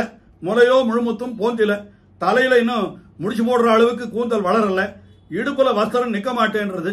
இன்னும் எவ்வள பருவத்துல இன்னும் சின்ன குழந்தையாத்தான் இருக்கா இவள். அப்படி இருக்கிற பொழுதும் இவள் என்ன பண்றானா, திருவேங்கடம் என்று கற்கின்ற வாசகமே என்று திருவேங்கட மலையை தன்னுடைய வாயாலே சொல்லுகிறாள் என்று பராங்குஷ நாயக்கி அவளுக்கு அந்த திருவேங்கட மலையில இருக்கிற பிராவண்யத்தை அப்படி சொன்னார். நம்மாழ்வாருடைய பாசுரத்தில் அது அமைந்திருக்கிறது, அவள் திருத்தாயார் சொல்லுவதாக. அதே போல திருமங்கை ஆழ்வாருடைய திருத்தாயார் பரகால நாயக்கி, அவள் திருமங்கை ஆழ்வாரை பற்றி சொல்லக்கூடிய ஒரு பாசுரம், அதுதான் தெள்ளியர் என்கிற திருமொழியில வந்த பாசுரம். அது அதான் அனுபவித்தோம், இப்பதான் கொஞ்ச நாள் முன்னாலே அனுபவிச்சிருப்போம். என்ன சொல்றாரு அதுல, திருமங்கை ஆழ்வாரை பற்றி சொல்ற பொழுது, முள்ளையிரே இந்திலா கூழை முடிகொடா தெள்ளியள் என்பதோர் தேசிலன் செய்கேன். இவளை சொல்ற பொழுது இன்னும் இவளுக்கு பல்லே முளைக்கல என்றார். முள்ளையிரே இந்திலா கூழை முடிகொடா, இன்னும் தலையில மயிர் முளைக்கவே இல்லை என்றார். அங்கேயாவது அவளுக்கு சொல்ற பொழுது என்ன சொன்னா, மொய்போம் குழல் குறியான குட்டையா இருக்குன்னார். இவளுக்கு இன்னும் முளைக்கவே இல்லை என்றார். அதாவது இன்னும் சின்ன பருவம். அப்பொழுது இவள் எப்படி இருக்கான்னா, கணபுரம் கைதொழும் பிள்ளை என்று திருக்கண்ணபுரம் என்ன உடனே கைய கூப்புறாளாம் பராங்குஷ நாயக்கி என்று இங்கே இப்படி சொல்லப்பட்டிருக்கிறது. இந்த இடத்துல பெரியவாச்சான் பிள்ளை என்ன அழகா வியாக்கியானம் பண்ணினார் தெரியுமோ.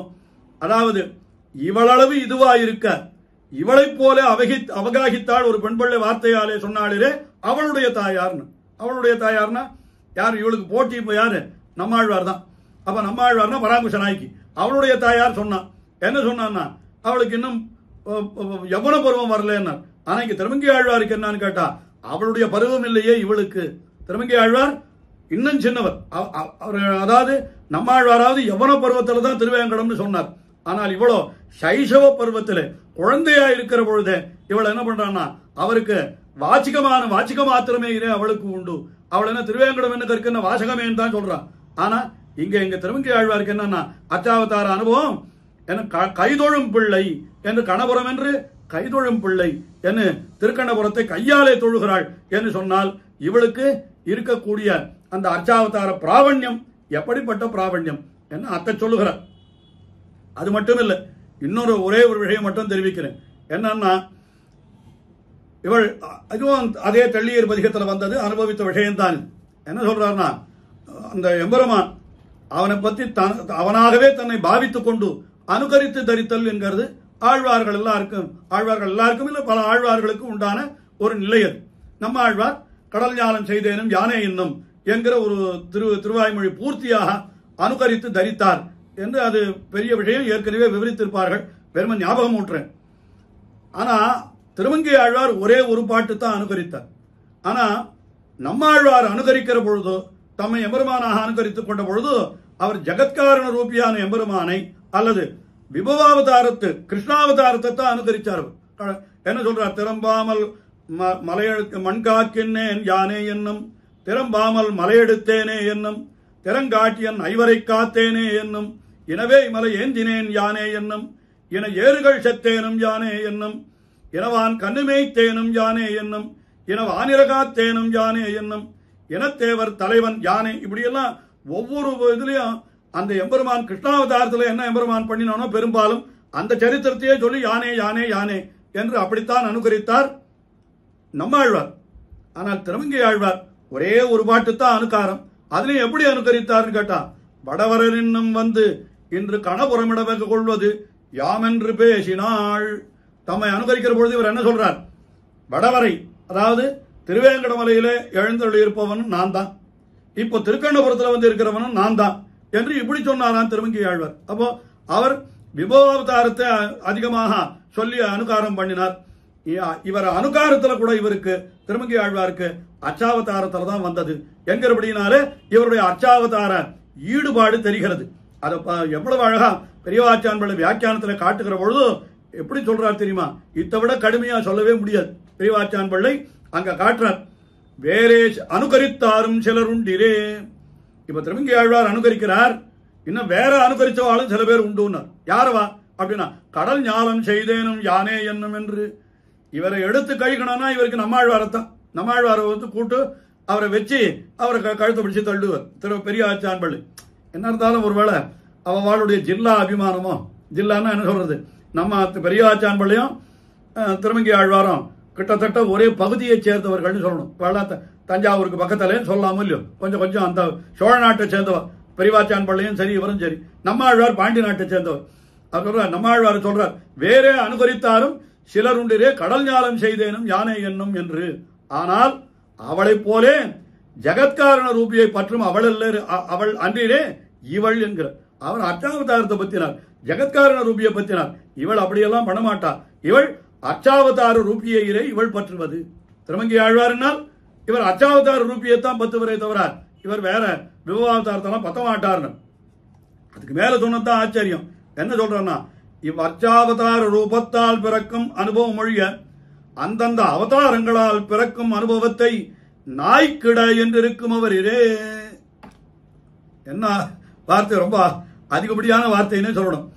அர்ச்சாவதார அனுபவத்தை தவிர வேற ஏதாவது அனுபவம்னா அதெல்லாம் நாய்க்கிடன்ற. நாய்க்கிடன்னு என்ன அர்த்தம், நமக்கு வாண்டாத்த கொண்டு போய் நாய்க்கு போடுவோமே, அந்த மாதிரி மற்ற அனுபவத்தெல்லாம் நாய்க்கிடன்னு வச்சுட்டு இருக்கார் திருமங்கை ஆழ்வார் என்று இப்படியெல்லாம் அவரை அர்ச்சாவதார அனுபவத்தை காட்டுறார். இன்னும் நிறைய சொல்றார், சொல்லிட்டே போகலாம். என்ன சொல்றார், கல்லெடுத்து திருநந்தாண்டகத்திலேயே மேல பாசனம் வரப்போறது. கல்லெடுத்து கல்மாரி காத்தா என்னும் காமரு பூங்கச்சி ஊரகத்தா என்னும் வில்லிருத்து மெல்லியல் தோல் தோய்ந்தா என்னும் வெக்காவில் துயிலமர்ந்த வேந்தே என்னும் என்று பாசனம் வருது.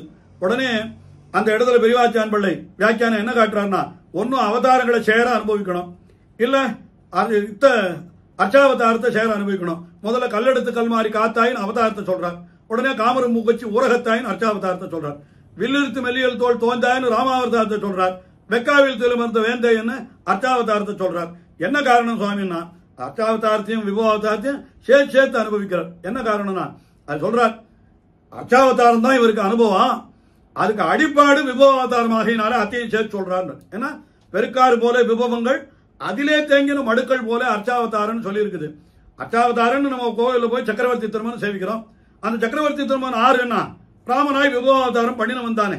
அதனால அதுக்காக சொல்றாரே தவிர இவருக்கு அனுபவம் எல்லாம் அர்ச்சாவதாரத்துல தான். இவருக்கு எப்படிப்பட்டவனா, பிடிதோறும் நெய்வார்ப்பாரை போலே திருப்பதிகளை ஒழிய செல்லாதபடியாலே. ராஜகுமாரருக்கு ஒவ்வொரு பிடியிலையும் நெய் சேர்க்கணுமா, நெய் சேர்க்கலன்னா அவனுக்கு ஆகாரம் உள்ள இறங்கவே இருக்காதான். ஒரு கவளத்துக்கும் நெய் சேர்த்துட்டே இருக்கணுமா ராஜகுமாரனுக்கு. அதுபோல திருமங்கை ஆழ்வாருக்கு ஒரு வார்த்தைக்கும் அர்ச்சாவதாரம் சேர்த்துட்டே இருக்கணும். அதான் நெய் அவருக்கு. அது இல்லைன்னா இவரால அனுபவிக்கவே முடியாது என்று இப்படியெல்லாம் சொல்றார். அப்படின்னா இவருக்கு அர்ச்சாவதாரத்தில் எவ்வளவு ஈடுபாடு.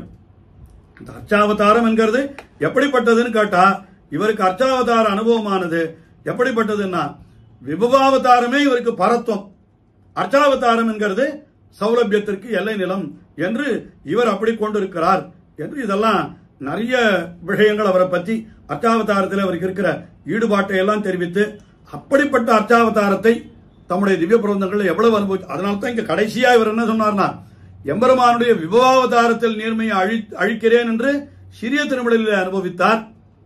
எம்பெருமானுடைய அர்ச்சாவதாரத்தில் எளிமையும் அழித்து விடுகிறேன் என்றுதான் பெரிய திருமடலில் அனுபவித்தார் என்று சொல்லி, அதனால அர்ச்சாவதாரத்தில் இவருக்கு ஈடுபாடு என்று சொல்றார். திருமங்கை ஆழ்வாருடைய திவ்ய பிரபந்தங்களை வேறு விதமாக எடுத்து பார்த்தாலும் அர்ச்சாவதாரத்தில் இவருக்கு இருக்க ஈடுபாடுன்னு எப்படியெல்லாம் அனுபவிக்கிறார் தெரியுமா அர்ச்சாவதாரத்தை. முதல்ல பாருங்கள், மொத்தம் திவ்ய பிரபந்தத்துல திருமங்கை ஆழ்வார் தான் மிக மிக அதிகமான திவ்ய தேசங்களை மங்களாசாசனம் பண்ணிருக்க. அர்ச்சாவதாரம் எத்தனை திவ்ய தேசம்? 86 திவ்ய தேசம் இருக்கிறதே. மொத்தமே 108 தான். அந்த 108ல 86 திவ்ய தேசங்கள் திருமங்கை ஆழ்வாராலே மங்களாசாசனம் செய்யப்பட்டிருக்கின்றன. அது இன்னொரு விசேஷம் என்னன்னா, திருமங்கை ஆழ்வார் மட்டுமே மங்களாசாசனம் செய்த திவ்ய தேசங்கள் 86ல மற்ற ஆழ்வார்களும் மங்களாசாசனம் பண்ணின திவ்ய தேசங்களும் உண்டு. இப்ப திருவல்லிக்கேணின்னு சொன்னா கூட ஏற்கனவே திருவல்லிக்கேணிய பேயாழ்வாரும் திருமழிசி ஆழ்வாரும் மங்களாசாசனம் பண்ணியிருக்கா. திருமங்கை ஆழ்வார் மங்களாசாசனம் பண்ணியிருக்கார். இப்படி மற்ற ஆழ்வார்கள் மங்களாசாசனம் பண்ணின திவ்யதேசங்களை தாமும் மங்களாசாசனம் பண்ணியிருக்கார் திருமங்கை ஆழ்வார் என்கிறது. அது ஒரு பக்கம் இருக்கட்டும். அது எத்தனை திவ்யதேசம் அப்படின்னா அது 39 திவ்யதேசம். திருமங்கை ஆழ்வார் மட்டுமே மங்களாசாசனம் பண்ணின திவ்யதேசம் அது எத்தனைன்னு கேட்டா அது 47 திவ்யதேசங்கள். 47 திவ்யதேசங்களை திருமங்கை ஆழ்வாரை தவிர மற்ற யாருமே மங்களாசாசனம் பண்ணல. அப்படின்னா என்ன அர்த்தம்? திருமங்கை ஆழ்வார் மட்டும் மங்களாசாசனங்கள் பண்ணாமல் விட்டிருப்பாரானால் நமக்கு திவ்யதேசங்களே 108 இருந்திருக்காது. மொத்தம் எவ்வளவு இருந்திருக்கான்? 60 திவ்யதேசம் தான் இருந்திருக்கும். 61 திவ்யதேசம் தான் இருந்திருக்கும். திருமங்கை ஆழ்வார் 47 திவ்யதேசங்களை தாம் மட்டும் மங்களாசாசனம் பண்ணினபடியினாலே அந்த திவ்யதேசங்கள் எல்லாம் அதான் அவைகளெல்லாம் திவ்யதேசங்களாகி 108 என்கிற கணக்கே நமக்கு வந்தது என்று பார்க்கணும். அது மட்டும் இல்லை, இன்னொரு எத்தனை விதமா அனுபவிக்கணுமோ அத்தனை விதமா அனுபவிச்சிருக்கார் திவ்யதேசங்கள். அப்படி திவ்யபிரபந்தத்தில் போனோம்னா பாருங்கள், நம்மாழ்வார் திருவாய்மொழி 1000 பாசுரம் பாடினார். அந்த 1000 பாசுரத்தில் எத்தனை திவ்யதேசங்களை நம்மாழ்வார் மங்களாசாசனம் பண்ணியிருப்பார் அப்படின்னு பார்த்தால் 1000 பாசுரங்கள்ல ஒரு 30 திவ்யதேசங்கள். அவ்வளவுதான். நம்மாழ்வார் 30 திவ்யதேசங்களை தான் 1000 பாசுரத்தில் மங்களாசாசனம் பண்ணியிருக்கார். ஆனா திருமங்கை ஆழ்வார் திருநந்தாண்டகம் என்கிற திவ்யபிரபந்தம் இருக்கு. இது மொத்தமே 30 பாசுரம். இதுல எத்தனை திவ்யதேசம் பார்த்தா இதுலயும் ஏறக்குறைய 30 திவ்யதேசம் இருக்கும். எண்ணி பார்க்கல, ஏறக்குறைய 30 திவ்யதேசம் இருக்கும். 1000 பாட்டுல 30 திவ்யதேசம் எங்க? 30 பாசுரத்துல 30 திவ்யதேசம் எங்க? எத்தனை திவ்யதேசங்கள் திருநந்தாண்டகத்துல மேலே கொள்ளை கொள்ளையாக நீங்கள் அனுபவிக்கத்தானே போகிறீர்கள். அதுல ரொம்ப ஆச்சரியம். 10வது பாட்டு நீரகத்தாய் என்கிற 10வது பாட்டு ஒரே பாட்டுல 9 திவ்யதேசம். இந்த மாதிரி யாருமே அனுபவித்தது. ஒரு பாட்டுல 9 திவ்யதேசம். நீரகத்தாய், நடுவரை நுச்சி மேலாய், நிலா திங்கள் துண்டத்தாய், நிறைந்த கட்சி ஊரகத்தாய், ஒன்றுர நீர் வெக்கா உள்ளாய், உள்ளுவார் உள்ளத்தாய், உலகமேத்தும் காரகத்தாய், கார்வானத்துள்ளாய், கல்வா காமருபும் காவிரியின் தென்பால் மண்ணு பேரகத்தாய், பெருமானும் திருவடியே பேணினேன்னு ஒரே பாட்டுல 9 திவ்யதேசம். இவ்வளவு அதிகமான திவ்யதேசத்தை ஒரு பாசுரத்துல யார் பாடியிருக்கா? யாருமே பாடு. ஒரு 10 பாசுரத்துல ஒரு திவ்யதேசத்தை பாடுறான். திருமங்கை ஆழ்வார் அதிகம் பண்ணுவர். என்ன பண்ணுவார்னா 100 பாசுரத்துக்கு ஒரே திவ்யதேசம். அந்த அனுபவமும் உண்டு. ஒரே திவ்யதேசத்துக்கு 100 பாசுரம். திருக்கண்ணபுரத்துக்கு 100 பாசுரம், திருநறையூர் என்கிற நாச்சியார் கோவிலுக்கு 100 பாசுரம். இன்னும் சில திவ்யதேசங்களுக்கு 50 பாசுரம், 40 பாசுரம், 30 பாசுரம் இப்படி எல்லாம் கூட பாடியிருக்கார். 100 பாசுரம் ஒரே திவ்யதேசத்துக்கு பாடுவார். ஒரே பாசுரத்தில் 9 திவ்யதேசத்தை பாடியிருக்கார். ஒரு நாள் சுத்தம் என்ன ஒரு திருமொழி, ஒரே திருமொழியில 18 திவ்யதேசங்களை பாடியிருக்கார். ஒரே திருமொழி, அதுல ஒரு பாசுரத்துக்கு 2 திவ்யதேசம், 9 பாசுரத்துக்கு 18 திவ்யதேசம். அப்படி 18 திவ்யதேசங்களை பாடியிருக்கார். சிறிய திருமடல் அந்த ஒரே ஒரு திவ்ய பிரபந்தம். அது இப்ப திருவழுக்கூத்திருக்கை ஒரு திவ்ய பிரபந்தம். அதுல திருக்குடந்தை என்கிற ஒரே ஒரு திவ்யதேசத்தை தான் பாடினார். சிறிய திருமடல் அது ஒரே ஒரு திவ்ய பிரபந்தம். அதுல 25 திவ்யதேசங்களை பாடியிருக்கார். பெரிய திருமடல்ல போனா இன்னும் 40 திவ்யதேசங்கள். ஒரே திவ்ய பிரபந்தத்துல 40 திவ்யதேசங்கள். இவருடைய அனுபவம், திவ்யதேச அனுபவம்ன்றது ரொம்ப ஆச்சரியம். திருக்குடந்தை என்கிற திவ்யதேசம், அதுல திருமங்கை ஆழ்வாருக்கு ரொம்ப ஈடுபாடு உண்டு. என்ன திவ்யதேசத்திலையும் திருக்குடந்தையில அவருக்கு அபரிமிதமான ஒரு ஈடுபாடு. அதனால்தான் பெரிய திருமொழி தொடங்குகிற பொழுதே 2வது பாசுரத்திலேயே என்ன பண்ணினார்னா, அவர் ஆவியே அமுதே என நெந்துருகி அவரவர் பணமல துணையா என தூவிசேரன்னம் துணையோடும் புணரும் சூழ்புணர் குடந்தையே தொழுது என்று தொடங்குகிற பொழுதே 2வது பாசுரத்திலே திருக்குடந்தையை அனுபவித்தார். அதே மாதிரி தான் முடிக்கிற பொழுது திவ்ய பிரபந்தத்தை, சரம பிரபந்தம், இந்த திருநந்தாண்டகம் தானே, இந்த சரம பிரபந்தத்தை முடிக்கிற பொழுது கடைசி பாட்டுக்கு முன்பாட்டுல தன் குடந்தை கிடந்த மாலை நெடியானே அடிநாயேன் நினைந்திட்டேனே என்று அவரை அப்படியும் பாடியிருக்க. அப்போ ஆரம்பத்திலையும் திருக்குடந்தை, முடிவிலையும் திருக்குடந்தை. அப்படின்னா அந்த திருக்குடந்தையில அவருக்கு ரொம்ப ஈடுபாடு. அப்ப திருக்குடந்தையில ஈடுபாடுன்னா திருக்குடந்தைக்கு நிறைய பதிகங்கள் பாடி இருக்கணுமேனா பதிகங்களே பாடல. ஒரு பதிகம் கூட திருக்குடந்தை எம்பெருமானுக்கு பாடல. ஆனால் திருமொழி அனைக்கு பூர்த்தியா அவருடைய 6 திவ்ய பிரபந்தங்கள்லயும் அங்கங்க துணுக்கை பாசுரங்களாக திருக்குடந்தைக்கு ஏறக்குறைய 40 தனிப்பாசுரங்கள் பாடியிருக்கு. ஒரே திவ்யதேசத்திற்கு இத்தனை தனிப்பாசுரம் வேற எந்த திவ்யதேசத்துக்கும் கிடையாது. கிட்டத்தட்ட 40 இடங்களிலே, 40 ஞாபகம் சரியா, இன்னொரு வாட்டி எண்ணி பார்க்கணும். அத்தனை நிறைய இடங்கள், 30க்கும் மேற்பட்ட இடங்களிலே அந்த திருக்குடந்தை அவர் குறிப்பிட்டிருக்கிறார் தம்முடைய திவ்ய பிரபந்தங்களிலே என்று இப்படி எல்லாம் பார்க்கணும். அப்படிப்பட்ட திருமங்கை ஆழ்வார் அர்ச்சாவதாரத்தில் ஈடுபாடு கொண்டவர். அதை இந்த திருநெடுந்தாண்டகத்திலே நன்றாக வெளிப்படுத்துகிறார் என்று ஆச்சாரியர்கள் நன்ன அழகாகவே காட்டியிருக்கிறார்கள். அதற்கு மேலே இந்த திருமங்கை ஆழ்வார் அவர் எப்படிப்பட்டவர் என்னால் ரொம்ப மென்மையை வழிபடுத்தவர் சொல்றார். அடுத்தபடியாக இந்த பெரியவாச்சான்படியினுடைய வியாக்கியானத்தில் அவருக்கு இன்னொரு பெருமை சொல்றார். என்ன சொல்றாருன்னா, திருமங்கை ஆழ்வார் எப்படிப்பட்டவர்னா எம்பெருமானுடைய பத்தினியான பிராட்டியை காட்டிலும் மென்மை உடையவர் திருமங்கை ஆழ்வார் என்று சொல்றார். மென்மை. அதனால எம்பெருமான் இவருக்கு மோட்சத்தை கொடுத்துடுறான். திருமணத்தை கடைசியில என்ன பண்றார், இனிமேலும் என்னால தாழ முடியாது, என்னை என்ன நினைத்தாய் நீ, நான் அல்லாத உன்னுடைய பத்திரிமார்களை போல என்ன நினைத்தாயா, அல்லாத ஆழ்வார்களை போல என்ன நினைத்தாயா என்னை எம்பெருமானை பார்த்து இவர் கேட்கிறாராம். கடைசியில எம்பெருமான் என்ன பண்ணினான், இவருக்கு மோட்சத்தை கொடுத்தான். அதனால்தான் திருநெடுந்தாண்டகத்தில் கடைசியில நெடியானை அடினாயேன் நினைந்துட்டேனே என்று கடைசியில அந்த எம்பெருமானுடைய திருவடிகளை தாம் அடைந்து விட்டதாகவே சொல்லி இந்த திவ்ய பிரபந்தத்தை தலை கட்டுகிறார் என்று காட்டுற பொழுதோ அந்த இவருடைய மென்மை இருக்கிறதே அதை பத்தி இந்த திவ்ய பிரபந்தத்துடைய அவதாரிக்கையிலே பெரியவாச்சான் பிள்ளை காட்டுகிறார். மென்மை என்னால் திருமங்கை ஆழ்வார் அவ்வளவு ரொம்ப மிருதுவானவர் அர்த்தம். இந்த மிருதுன்றதுக்கு மார்தவம்னு ஒரு குணம், அது ரெண்டு விதமா சொல்லலாம். மார்தவம் என்னால் என்ன, தொட்டு பார்த்தா ரொம்ப மெத்தன் இருந்ததுன்னா அதுவும் மென்மைதான், அதாவது சரீரத்தினுடைய மார்தவம். இரண்டாவது என்ன தெரியுமா, ஹிருதயத்துக்கும் மார்தவம்னு ஒன்று உண்டு, மென்மை. அது ஆத்ம குணமாகவும் உண்டு. மென்மை என்னாலுன்னா ரொம்ப சூக்ஷ்மமானவர், பொறுக்கவே மாட்டார், துக்கமே பொறுக்க மாட்டார். சொல்றார் வியாக்கியானத்தில் வேற ஒரு இடத்துல சொல்றார். என்ன சொல்றார், பட்டர் ஒளி செய்தாராக பிரசித்தமிரே.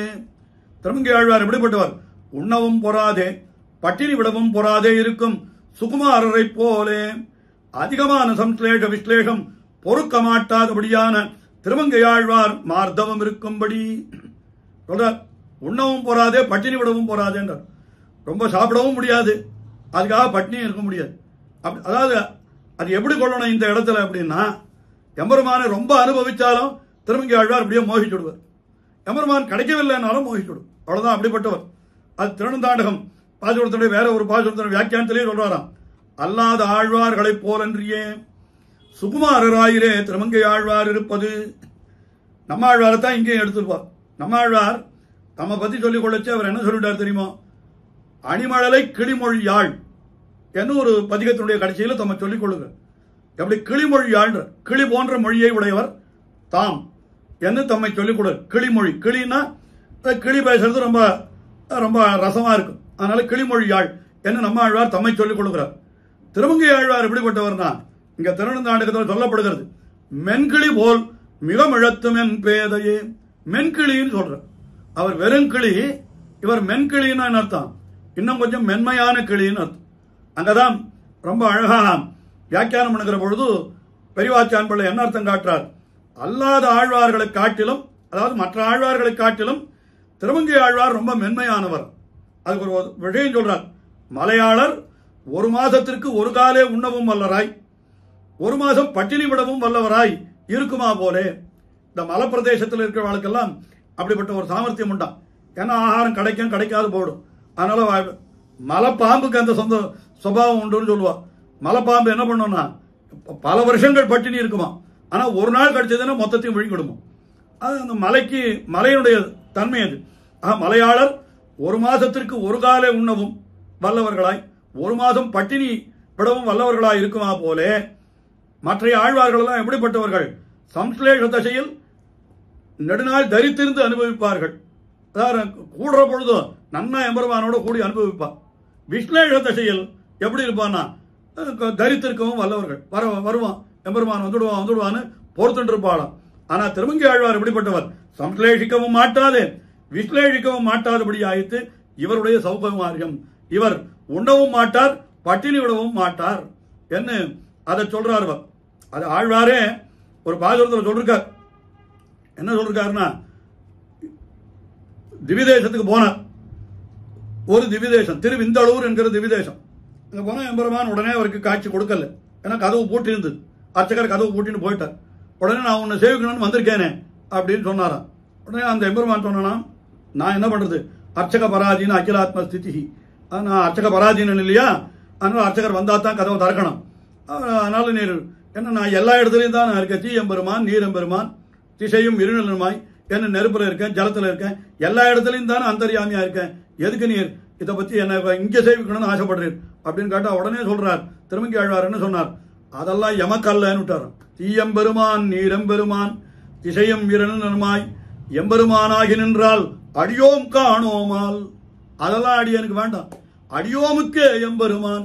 அடியோமுக்கே எம்பெருமானா யாரு? அர்ச்சாவதாரம் தான், உம்மத்தான் நான் சேவிக்கணும் அப்படின்னு அர்ச்சாவதாரமான இந்த திவ்யதேசத்தில் இருக்கிற இருப்பை சேவிக்கிறதுக்கு தான் வந்திருக்கிறேன் அப்படின்னு சொன்னாராம்.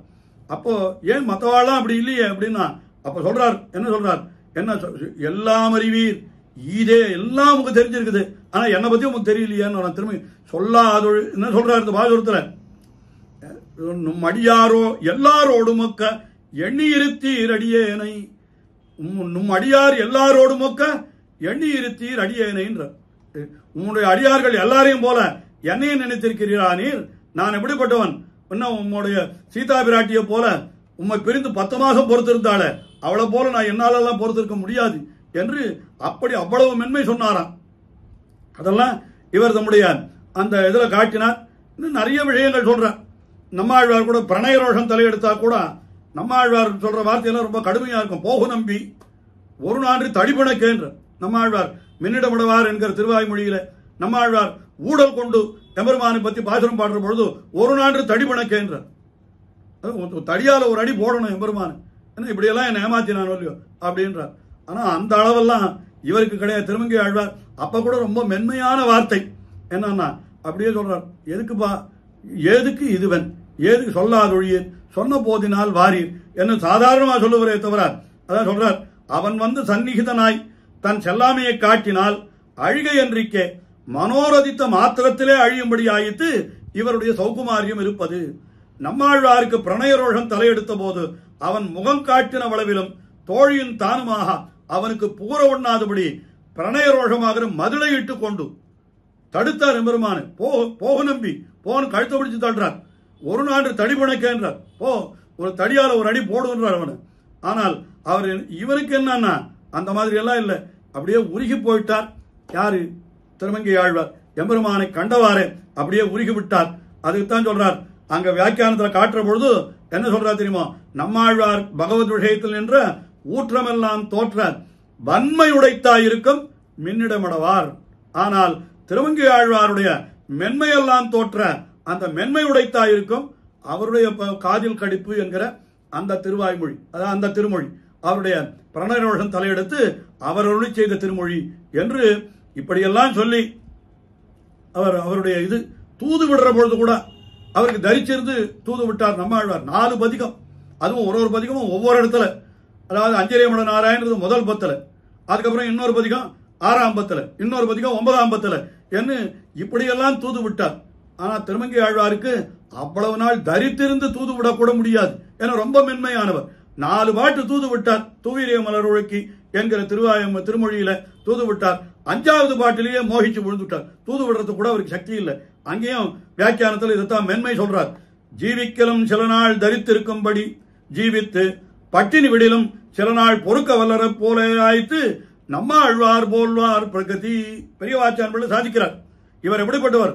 உண்ணவும் பொறாது பட்டினி விடவும் பொறாது என்னும் சுகுமாரரை போலே ஆயித்து இவருடைய சௌகுமாரியம் தூதுவிடப்புக்கு அத்தூது அத்தலைப்பட்டு மீளுவதற்கு முன்பே பற்றாமை முன் தாம் கிடந்து கூப்பிடுகிறாரிலே தூவிரிய மலர் உழக்கியிலே. 4 பாட்டு தூது விட்டார். 5வது பாட்டிலே என்ன பண்ணார்? ஓம் அண்ணளந்த தாளாளா கண்குடந்த நகராளா நீயாள வளையாள மாட்டோமே என்று அப்படியே மோகித்து விழுந்து விட்டார். அதில் இதெல்லாம் எத்த காட்டுறதுன்னு கேட்டான். நம்ம திருமங்கை ஆழ்வார் என்கிறவர் ரொம்ப மென்மை உடையவர் என்கிற இதெல்லாம் மற்ற இடங்களில் இருக்கிற விஷயங்களையும் சேர்த்து எடுத்து காட்டினேனே தவிர இதையெல்லாம் திருநந்தாண்டகத்தினுடைய பிரவேசத்திலே, அதாவது அந்த முன்னுரையிலே பெரியவாச்சான் பிள்ளை காட்டியிருக்கிறார். என்ன காட்டுகிறார்? அல்லாத ஆழ்வார்களைப் போலேயும் ஜனகராஜன் திருமகளைப் போலேயும் அன்றிக்கே சம்ஸ்லேஷ அசகமான சௌகுமாரியத்தை உடையராய் இருப்பர். அதாவது எம்பெருமான் வந்து கூடினாலும் இவரால் அதை தரித்து அனுபவிக்க முடியாது, அப்படியே உருகி போடுவர். எம்பெருமான் பிரிந்தால் மோகிச்சே விழுந்து விடுவர். அப்படியெல்லாம் சொல்றார் அவர். அதனால இவர் அப்படிப்பட்டவர். பார்த்தான் எம்பெருமான், சரி இனிமேலும் இவரை நாம் தவிக்க விடக்கூடாது என்கிறதுக்காகத்தான் இந்த திருநந்தாண்டகம் என்கிற திவ்ய பிரபந்தத்தோடு ஆழ்வாருடைய அனுபவத்தை தலை கட்டி அவரை எம்பெருமான் தன்னோடு சேர்த்து கொண்டான். அதனால ஆழ்வாரும் என்ன பண்ணினார், அந்த மறுபடியும் கடைசியில திருக்குழந்தை எம்பெருமான் அங்கேயும் திவ்ய தேசத்தை சொல்லி அந்த அர்ச்சாவதார அனுபவத்தை விடவே மாட்டார். அதனால என்ன பண்ணினார், அவர் அன்னாயர் குலமகளுக்கு அரையன் தன்னை அப்படின்னு ஆரம்பித்தார். கடைசியில் தன் குழந்தை கிடந்த மாலை நெடியானை அடிநாயே நினைந்துட்டேனே என்று அந்த திருக்குழந்தை என்கிற எம்பெருமானை அவர் திருப்பி திருப்பி சொல்றார். அதுக்கு கூட அடியனுடைய ஞானாச்சாரியரான காஞ்சி பிரதிவாதி பயங்கர சுவாமி இத்தனை திவிதேசங்கள் இருக்கிற பொழுது இந்த திருக்குழந்தைய ரொம்ப விசேஷமாக திருமங்கை ஆழ்வார் சொல்றதுக்கு என்ன காரணம்? ஏற்கனவே தெரிவித்தார் போல திருமொழி தொடங்குகிற பொழுதே முதல்ல 2வது பாசுரத்தில் திருக்குழந்தை அனுபவம் வருகிறது. திவ்ய பிரபந்தம் திருமொழி மற்ற திவ்ய பிரபந்தம் திருக்குழந்தைக்குன்னு தனியா ஒரு திவ்ய பிரபந்தம் அதுவே சாதித்த 6 பிரபந்தத்துல ஒரு திவ்ய பிரபந்தத்துல திருக்குழந்தை மட்டும்தான் அனுபவித்தார். அதாவது ஒரு விதத்தில் இப்படி சொல்லணும், திருமங்கை ஆழ்வார் அருளி செய்த 6 திவ்ய பிரபந்தங்களிலும் அனுபவிக்கப்பட்ட ஒரே ஒரு திவ்ய தேசம் எதுன்னா திருக்குழந்தை தான். 6 திவ்ய பிரபந்தத்திலும் திருக்குழந்தை உண்டு. இப்ப திருவரங்கம்னு கேட்டா அது 5 திவ்ய பிரபந்தத்தில் தான் இருக்கும். ஏன்னா திருவள்ளுக்கூத்திரிகையில் கிடையாது. திருவள்ளுக்கூத்திரில் திருக்குழந்தை மட்டும்தான். 6 திவ்ய பிரபந்தத்திலும் திருக்குழந்தை, தொடங்குகிற பொழுதும் திருக்குழந்தை, முடிகிற பொழுதும் திருக்குழந்தை. என்ன காரணம் அப்படின்னு கேட்டால் அதுக்கு காஞ்சி பதிவாதிபங்கர சுவாமி ரொம்ப ரசமா என்ன சாதிப்பார்னு கேட்டா, அந்த திருக்குழந்தை எம்பெருமானால்தான் நமக்கு திவ்ய பிரபந்தத்துக்கு ஒரு புனரவதாரம் ஏற்பட்டது. அது திருமங்கை ஆழ்வார் ஏற்கனவே திருவள்ளத்திலே கொண்டு அனுபவித்து விட்டார். என்ன விஷயம் எல்லாருக்கும் தெரிஞ்ச விஷயம் தானே. நாதமுனிகள் காலத்தில் திவ்ய பிரபந்தங்கள் எல்லாம் மறைந்து போயிருந்த பொழுதோ மேல்நாட்டிலிருந்து வந்த ஸ்ரீ வைஷ்ணவர்கள் திருநாராயணபுரத்திலே வந்திருக்கா ஸ்ரீ வைஷ்ணவர் அவா இந்த காட்டுமன்னார் கோவில் நாதமுனிகள் அவதாரஸ்தலத்திற்கு வந்து அங்கே என்ன பண்ணினான்னு கேட்டா திருக்குழந்தை பதிகத்தை, அதாவது திருக்குழந்தையை பற்றி நம்மாழ்வார் அருளி செய்த 10 பாசுரங்கள் அந்த திருவாய்மொழி 6ஆவது என்கிற திருவாய்மொழியை அங்கே விண்ணப்பிக்க அதை கேட்டுத்தான் நாதமுனிகள் அடடா இப்படி குழலின் மலிய சொன்ன குருகூர் சடகோபன் குழலின் மலிய சொன்ன 1000 இருக்கிறது, அப்ப இன்னும் 1000 பாட்டு இருக்கணுமே என்று இவற்றையெல்லாம் தேடிக்கொண்டு நாதமுனிகள் போய் மிகவும் சிரமப்பட்டு கணினு தாம்பை 12000 தடவை சொல்லி அந்த திவ்ய பிரபந்தங்களை எல்லாம் மீட்டார். என்னால் அப்படி அத்தனையும் மீட்பதற்கு காரணமாய் அமைந்தது எது? இந்த திருக்குழந்தை தானே. அதனால திருக்குழந்தையில இப்பொழுதே அந்த திருக்குழந்தையினுடைய முக்கியத்துவத்தை எல்லோரும் தெரிந்து கொள்ள வேண்டும் என்பதற்காகத்தான் முன்னமே திருமங்கை ஆழ்வார் அந்த திருக்குழந்தை எம்பெருமானை இப்படியெல்லாம் அனுபவித்தார். திருநந்தாண்டகத்திலே மிக முக்கியமாக திருநந்தாண்டகத்திலே நிறைய திருக்குழந்தையை அனுபவித்திருக்கிறார். திருமொழியினுடைய தொடக்கத்திலே நடுவிலே முடிவிலே என்று நடுவில் பார்த்தா கிட்டத்தட்ட 30க்கும் மேற்பட்ட தனிப்பாசுரங்களாலே அந்த திருக்குழந்தையை அனுபவித்திருக்கிறார் என்று இப்படிப்பட்ட அனுபவங்களை எல்லாம் செய்கிறோம். அப்படிப்பட்ட அந்த எம்பெருமான் ஆழ்வாருக்கு எப்படிப்பட்ட அனுகிரகத்தை கொடுத்தான் என்று சொல்ற பொழுது சொல்றார், இப்படி ஆக எம்பெருமான் இவருக்கு நிர்கேதுகமாக சிதச்சிதீஸ்வர தத்துவத்தை காட்டி கொடுக்க கண்டு அனுபவித்தார். அனுபவித்தார் என்ன பண்ணார்? அதனில் பெரிய என் அவா. ஆக எம்பெருமானிடத்துல இவருக்கு அளவற்ற ஆசை மிகுந்து தம்முடைய அபினிவேசத்திற்கு இறை போராமையாலே அளவந்து கூப்பிட்டு கடைசியில தாம் அவாவற்று வீடு பெற்றபடி, எப்படி நம்மாழ்வார் திருவாய்மொழியினுடைய கடைசி பாசுரத்துல அவாவற்று வீடு பெற்ற குருகூர் சடகோபன் என்று அருளி செய்தாரோ அதுபோல இவரும் நெடியானை அடிநாயேன் நினைந்துட்டேனே என்று தம்முடைய அந்த அவாவும் அற்று இவரும் அவாவற்று வீடு பெற்றான் நம்மாழ்வார் அருளி செய்தார். திருமழிசை ஆழ்வார் கூட என்ன சொல்றார், அது அவா வீடு பெற்றதே என்றுதான் அவருடன் திருச்சந்த வருத்தத்திலே முடித்தார். இவர் நெடியானை அடி நாயேன் நினைந்துட்டேனே என்று இப்படி திருநந்தாண்டகத்திலே அனுபவித்து தலை கட்டினார். அதனால இவருக்கு திருநந்தாண்டகம் என்கிறது தான் சரம பிரபந்தம் என்கிறதை பெரியவாச்சான் பள்ளி படிப்படியாக பெரிய திருமொழியிலே என்ன அருளி செய்தார். அந்த பெரிய திருமொழி அனுபவத்திற்கு, அதாவது அர்ச்சாவதார அனுபவத்தை அர்ச்சாவதார நிலையினை காட்டி கொடுக்க அத்தை அனுபவித்தார். அத்தை அனுபவித்த ஆசை அவருக்கு உள்ளடங்காமையினாலே அவனை வாயாலே பேசியும் கண்ணாலே காண்பது போல பாவித்தும் அதை நினைத்தும் அனுபவித்து மகிழ்ந்தார் திருக்குறுந்தாண்டகத்திலே. அந்த திருவள்ளுக்கூத்திருக்கையிலே அப்படிப்பட்ட எம்பெருமானை உடனே அடைய வேண்டும் என்கிற தம்முடைய பாரிப்பை வெளியிட்டார்.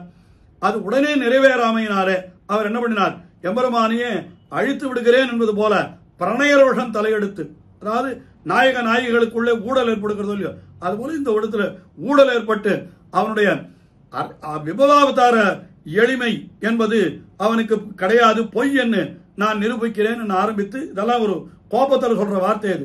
அது சிறிய திருமடலில் கடைசியில் அச்சாவதார நேர்மையும் அழிக்க புகுந்தார் இந்த பெரிய திருமடலிலே என்று சொல்றார். அதனால தான் அவருக்கு அச்சாவதாரத்தில் எவ்வளவு ஈடுபாடு என்பதை இப்படி காட்டுவதற்காகத்தான் பெரிய வாச்சான்கள் இப்படிப்பட்ட ஸ்ரீசூக்திகளை அருள் செய்தார்.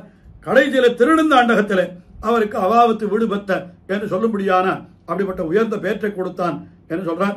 திருநந்தாண்டகம் என்கிறது 30 பாசுரங்கள்.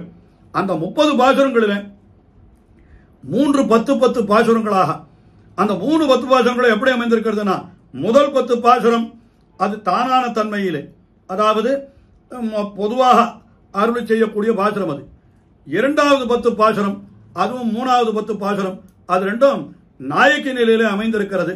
அதுல முதல் 10 பாசுரம் தாய்ப்பாசுரமாக, தாயார் தன்னுடைய மகளை பற்றி சொல்லக்கூடிய பாசுரமாக.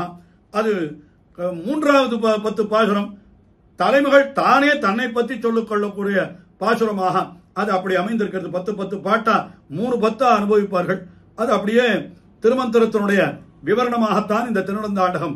முதல் 10 பாட்டு பிரணவத்தினுடைய விவரணம், இரண்டாவது 10 பாட்டு நமபதத்தினுடைய விவரணம், மூன்றாவது 10 பாட்டு நாராயணாயா என்கிற அந்த பதத்தினுடைய விவரணம் என்றெல்லாம் ஆச்சாரியர்கள் மிக அற்புதமாக அதை விளக்கி காட்டி இருக்கிறார்கள். பிரணவம் என்னால் அது நம்முடைய சொரூபத்தை சொல்லுகிறது. இரண்டாவது 10 பாட்டு உபாய அத்தியவசாயம், அதாவது தாய்ப்பாசுரம் என்னாலே என்ன, எம்பெருமான் நம்ம ரட்சிக்கணும், அது வரைக்கும் நாம் நம்முடைய முயற்சி என்று பண்ணக்கூடாது, அவனே வர வரைக்கும் நம்ம காத்துட்டு இருக்கணும்னு தான் தாயார் தன்னுடைய மகளுக்கு உபதேசிக்கிறாள். என்னால் அது உபாய அத்தியவசாயம் அத்தை சொல்லுகிறது. ஆனால் அப்படி வருவன் என்று காத்துக் கொண்டிருக்க முடியுமா? பேரு தப்பாது என்று துணிந்திருத்தாலும் கூட பேற்றுக்கு தொரிக்க வேண்டாமா? அந்த பேற்றுக்கு துறை என்கிற விஷயத்தை மூன்றாவது தசகத்திலே இங்க திருநந்தாண்டகத்திலே இவர் இப்படி காட்டியிருக்கிறார் என்கிறபடியினாலே மூணாவது 10 பாசுரம் தலைமகள் பாசுரமாக அப்படி அமைந்திருக்கிறது என்று பெரிய விசேஷார்த்தங்கள் எல்லாம் அமைந்திருக்கிற அற்புதமான திவ்ய பிரபந்தம். இன்னும் மேலே வந்து உபநிசிக்க இருக்கிற வித்வான்கள் அந்த அர்த்தங்களை எல்லாம் விசேஷமாக தெரிவிக்கத்தான் போகிறார்கள். அந்த அனுபவத்தை கொள்ளை கொள்ளையாக அனுபவிப்பதற்கு நீங்களும் காத்துக் கொண்டிருக்கிறீர்கள். இத்தனை அனுபவத்தையும் நமக்கு வழங்குகின்ற அந்த சுவாமி ஸ்ரீமத் பரமஹம்சேத்யாதிபடி எழுந்தருளிருக்கக்கூடிய யதிகிரி யதிராஜ நாராயண ராமானுஜ ஜீயர் சுவாமி திருநாராயணபுரம் மடத்தை எம்பெருமானார் காலத்திலே அவர் ஸ்தாபித்த மடம், அந்த ஸ்தாபித்த மடத்திலே இன்றைய தினம் அந்த எம்பெருமானாருடைய பிரதிநிதியாக இன்னும் சொல்ல போனால் நாம் சேவிக்கிறபடி வாழும் யதிராசராகவே எழுந்தருளிருக்கிற அந்த ஜீயர் சுவாமியினுடைய கிருபையாலே தான் நமக்கு இவை எத்தனையும் கிடைக்கின்றன. அந்த ஜீயர் சுவாமியினுடைய பரம கிருபைக்கு ஸ்ரீ வைஷ்ணவ சமுதாயமே நிச்சயமாக கடமைப்பட்டிருக்கிறது. அந்த ஜீயர் சுவாமி எம்பெருமானாரை போல 120 சம்பத்சரங்களுக்கு மேலே பல்லாண்டு எழுந்தருளி இருந்து இந்த சம்பிரதாயத்தை நன்றாக வளர்த்தருள வேணும் என்று அவருக்கு வேண்டிய அந்த ஆரோக்கியம் எல்லாவற்றையும் எம்பெருமான் அவருக்கு வழங்க வேண்டும் என்று அந்த எம்பெருமானுடைய திருவடிகளில் பிரார்த்தித்துக் கொண்டு இப்படிப்பட்ட அற்புதமான ஒரு வாய்ப்பினை அடியனுக்கு வழங்கிய அந்த ஜீயர் சுவாமியினுடைய திருவடிகளுக்கு தலையல்லால் கைமாறிலேனே என்று அடியேன் கிருத்தஜத்தையும் ஆவிஷ்கரித்து அடியேன் அமைகிறேன். லக்ஷ்மீ சரணலாட்சாங்க சாட்சி ஸ்ரீவக்ஷவக்ஷதே க்ஷேமங்கராய சர்வேஷாம் ஸ்ரீரங்கேசாய மங்களம் ஸ்ரீயக்காந்தாய கல்யாண நிதயே நிதயேர்த்தினாம் ஸ்ரீவேங்கட நிவாசாய ஸ்ரீனிவாசாய மங்களம். கமலாபுஜ கஸ்தூரி அஸ்து ஸ்ரீஸ்தன கஸ்தூரி வாசனா வாசிதோரசே ஸ்ரீ அஸ்திகிரிநாதாய தேவராஜாய மங்களம். கமலாபுஜ கஸ்தூரி கர்தமாங்கித வக்ஷதே யாதவாத்ரி நிவாசாய சம்பத்புத்திராய மங்களம். பிருந்தாரண்ய நிவாசாய பலராமானுஜாய ச ருக்மிணி பிராணநாதாய பார்த்தசூதாய மங்களம். ஸ்ரீமத்யை விஷ்ணுசித்தார்ய மனோநந்தன கேதவே நந்தநந்தன சுந்தர்யை கோதாய நித்யமங்கலம். ஸ்ரீநகர்யாம் மகாபுர்யாம் தாமிரபர்ணுத்தரே தடே ஸ்ரீ திந்திரிணி மூலதாம்னே ஷடகோபாய மங்களம். ஸ்ரீமதாலி ஸ்ரீநகரிநாதாய கலிவரிணே சதுர்கவி பிரதானாய பரகாலாய மங்களம். ஸ்ரீமன்மகாபூதபுரே ஸ்ரீமத்கேசவேஜ்வன காந்திமத்யாம் பிரசூதாய எதிராஜாய மங்களம். மனோஜ்ஞ வரயோஜீந்திர மானசாம் போஜபானவே யதுசைல நிவாசாய எதிராஜாய மங்களம். சர்வகந்த இதிக்யாத ஸ்ருத்யந்தே வெங்கடேஸ்வர யசமிருத மால்யோகைஹி அனந்தார்யாய மங்களம். லோகாச்சார்யாய குரவே கிருஷ்ணபாதஸ்ய சோனவே சம்சாரபோகி சந்தஷ்ட ஜீவ ஜீவாதவே நமः. ஸ்ரீமதே ரம்யஜாமாத்ருமுனீந்திராய மகாத்மனே ஸ்ரீரங்கவாசினே பூயாத் நித்யஸ்ரீர்நித்யமங்கலம். ஸ்ரீமத் சுந்தர ஜாமாதிரு முனிபாதாப்ஜவாசினே அண்ணங்கரார்யவர்யாய நித்யஸ்ரீர்நித்யமங்கலம். பற்பமென திகழ் பைங்கழலும் தன் பல்லவமே விரலும் பற்பமென திகழ் பைங்கழலும் தன் பல்லவமே விரலும் பாவனமாகிய பைந்துவராடை பதிந்த மருங்கழகோ பாவனமாகிய பைந்துவராடை பதிந்த மருங்கழகோ முப்புரி நூலோடு முன்கையில் ஏந்திய முக்கோல் தன்னழகும் எப்பொழுதும் யதிராசன் வடிவழகு என் இதயத்துள்ளதால் இல்லை எனக்கெதிர் இல்லை எனக்கெதிர் இல்லை எனக்கெதிரே இல்லை எனக்கெதிர் இல்லை எனக்கெதிர் இல்லை எனக்கெதிரே இல்லை எனக்கெதிரே இல்லை எனக்கெதிரே இல்லை எனக்கெதிரே